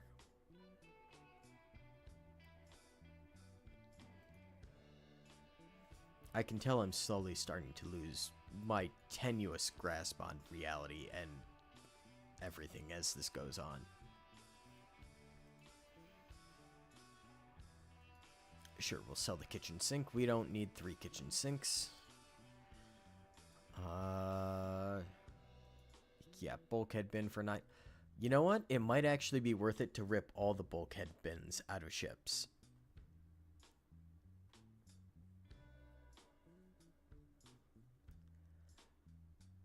And honestly, if you want the honest answer, doing everything by yourself is not the way to go. It is very worth it to get crew. It's just if you're going to get crew, make sure you do it right. Make sure you try to make sure they aren't costing you an arm and a leg, or you pay it off at the very beginning.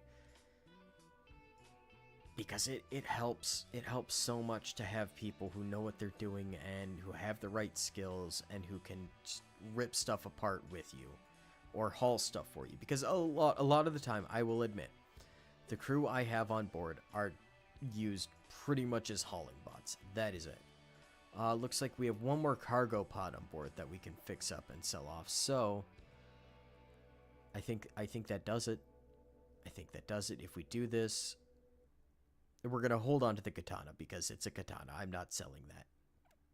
It will be a cold day in hell before I sell my katana, I found.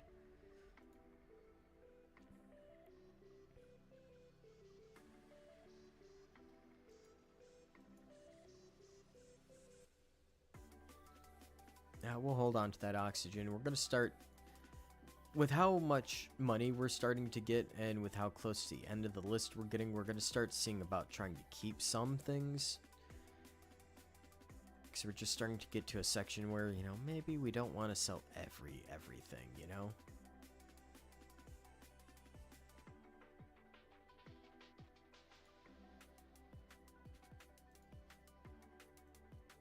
There we go. $95,000. Which takes us up to 104, which means we open up the finances. And we're $4,000 short. Son of a bitch. Okay. Where is it? Where is it?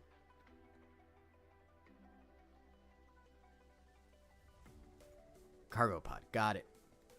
Go.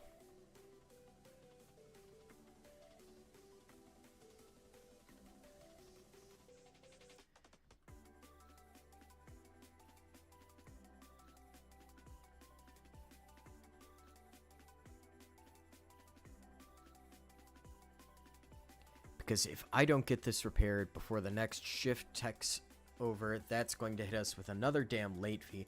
And if I get another damn late fee, I am going to rip all of my very little hair that has remained on my head after shaving it all off out. And I have work tomorrow, you know.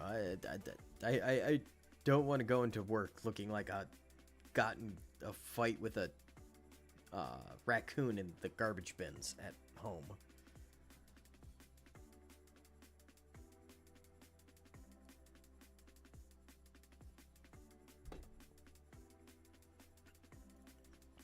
I don't want to do it because I know it might fuck some of the game up, but we are going to use the 16x speed just to speed this up a little bit, because I do want to cut the stream here very, very shortly.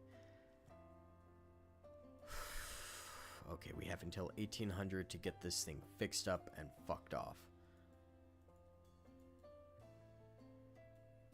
Almost there.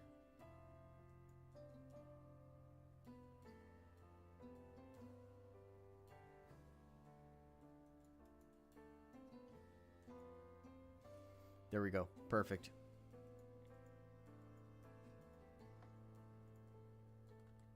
Pick it up and go, go, go. And with that, we have finally done it. We have freed ourselves from the debt cycle. Now everything we sell is going to be an actual freaking profit. And in the future, you know, we're not gonna do what we did with the crew. That was a mistake. However, admittedly, I am going to go and I am going to see about getting us some more crew. Because now that we've gotten to a point... There we go. It's beautiful. It's beautiful. It's absolutely beautiful. $1 million in debt. Gone. Wiped away. Vanished into the void, never to be seen again. Now I only have to pay them their daily pay of, like, peanuts. Peanuts. Absolute peanuts. I can make those peanuts myself without even thinking about it.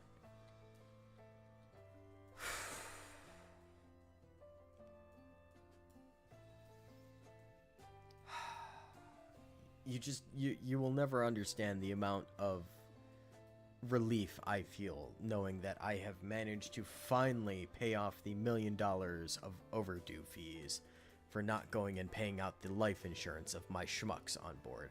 And now, as far as I'm concerned, the moment I no longer need, you know, Abby Pittman, I'm going to go and I'm going to fire her. I'm going to get the death pay that I originally paid to her back, which is like $70,000. None of the, you know, like, I want to say $250,000 worth of late fees that I paid to her. Just, you know, the $70,000. And she's getting shot and spaced. And so will Mr. Gross. And so will every other crew member I have ever had and will ever have if they do this shit to me again. Why? It is the principle of the thing. You have caused me so much stress and you have cost me so much damn money that I will not tolerate this ever again. Ever again. I will not tolerate this. So for now, thank you very much for joining in. I appreciate your viewership and I appreciate having you here and hanging out with me. And I would love to see you back here tomorrow if you can make it. If you can't, that's a-okay. If you do come to the streams, feel free to just talk, chat it out, you know, bring up stuff you love about the game and, you know, just share what you like. Or, you know, we can talk a little bit about, you know, like AI or some of the more general world events, you know, nothing political. You know, we really want to try to avoid that because, you know, this is my hobby. Politics isn't a hobby.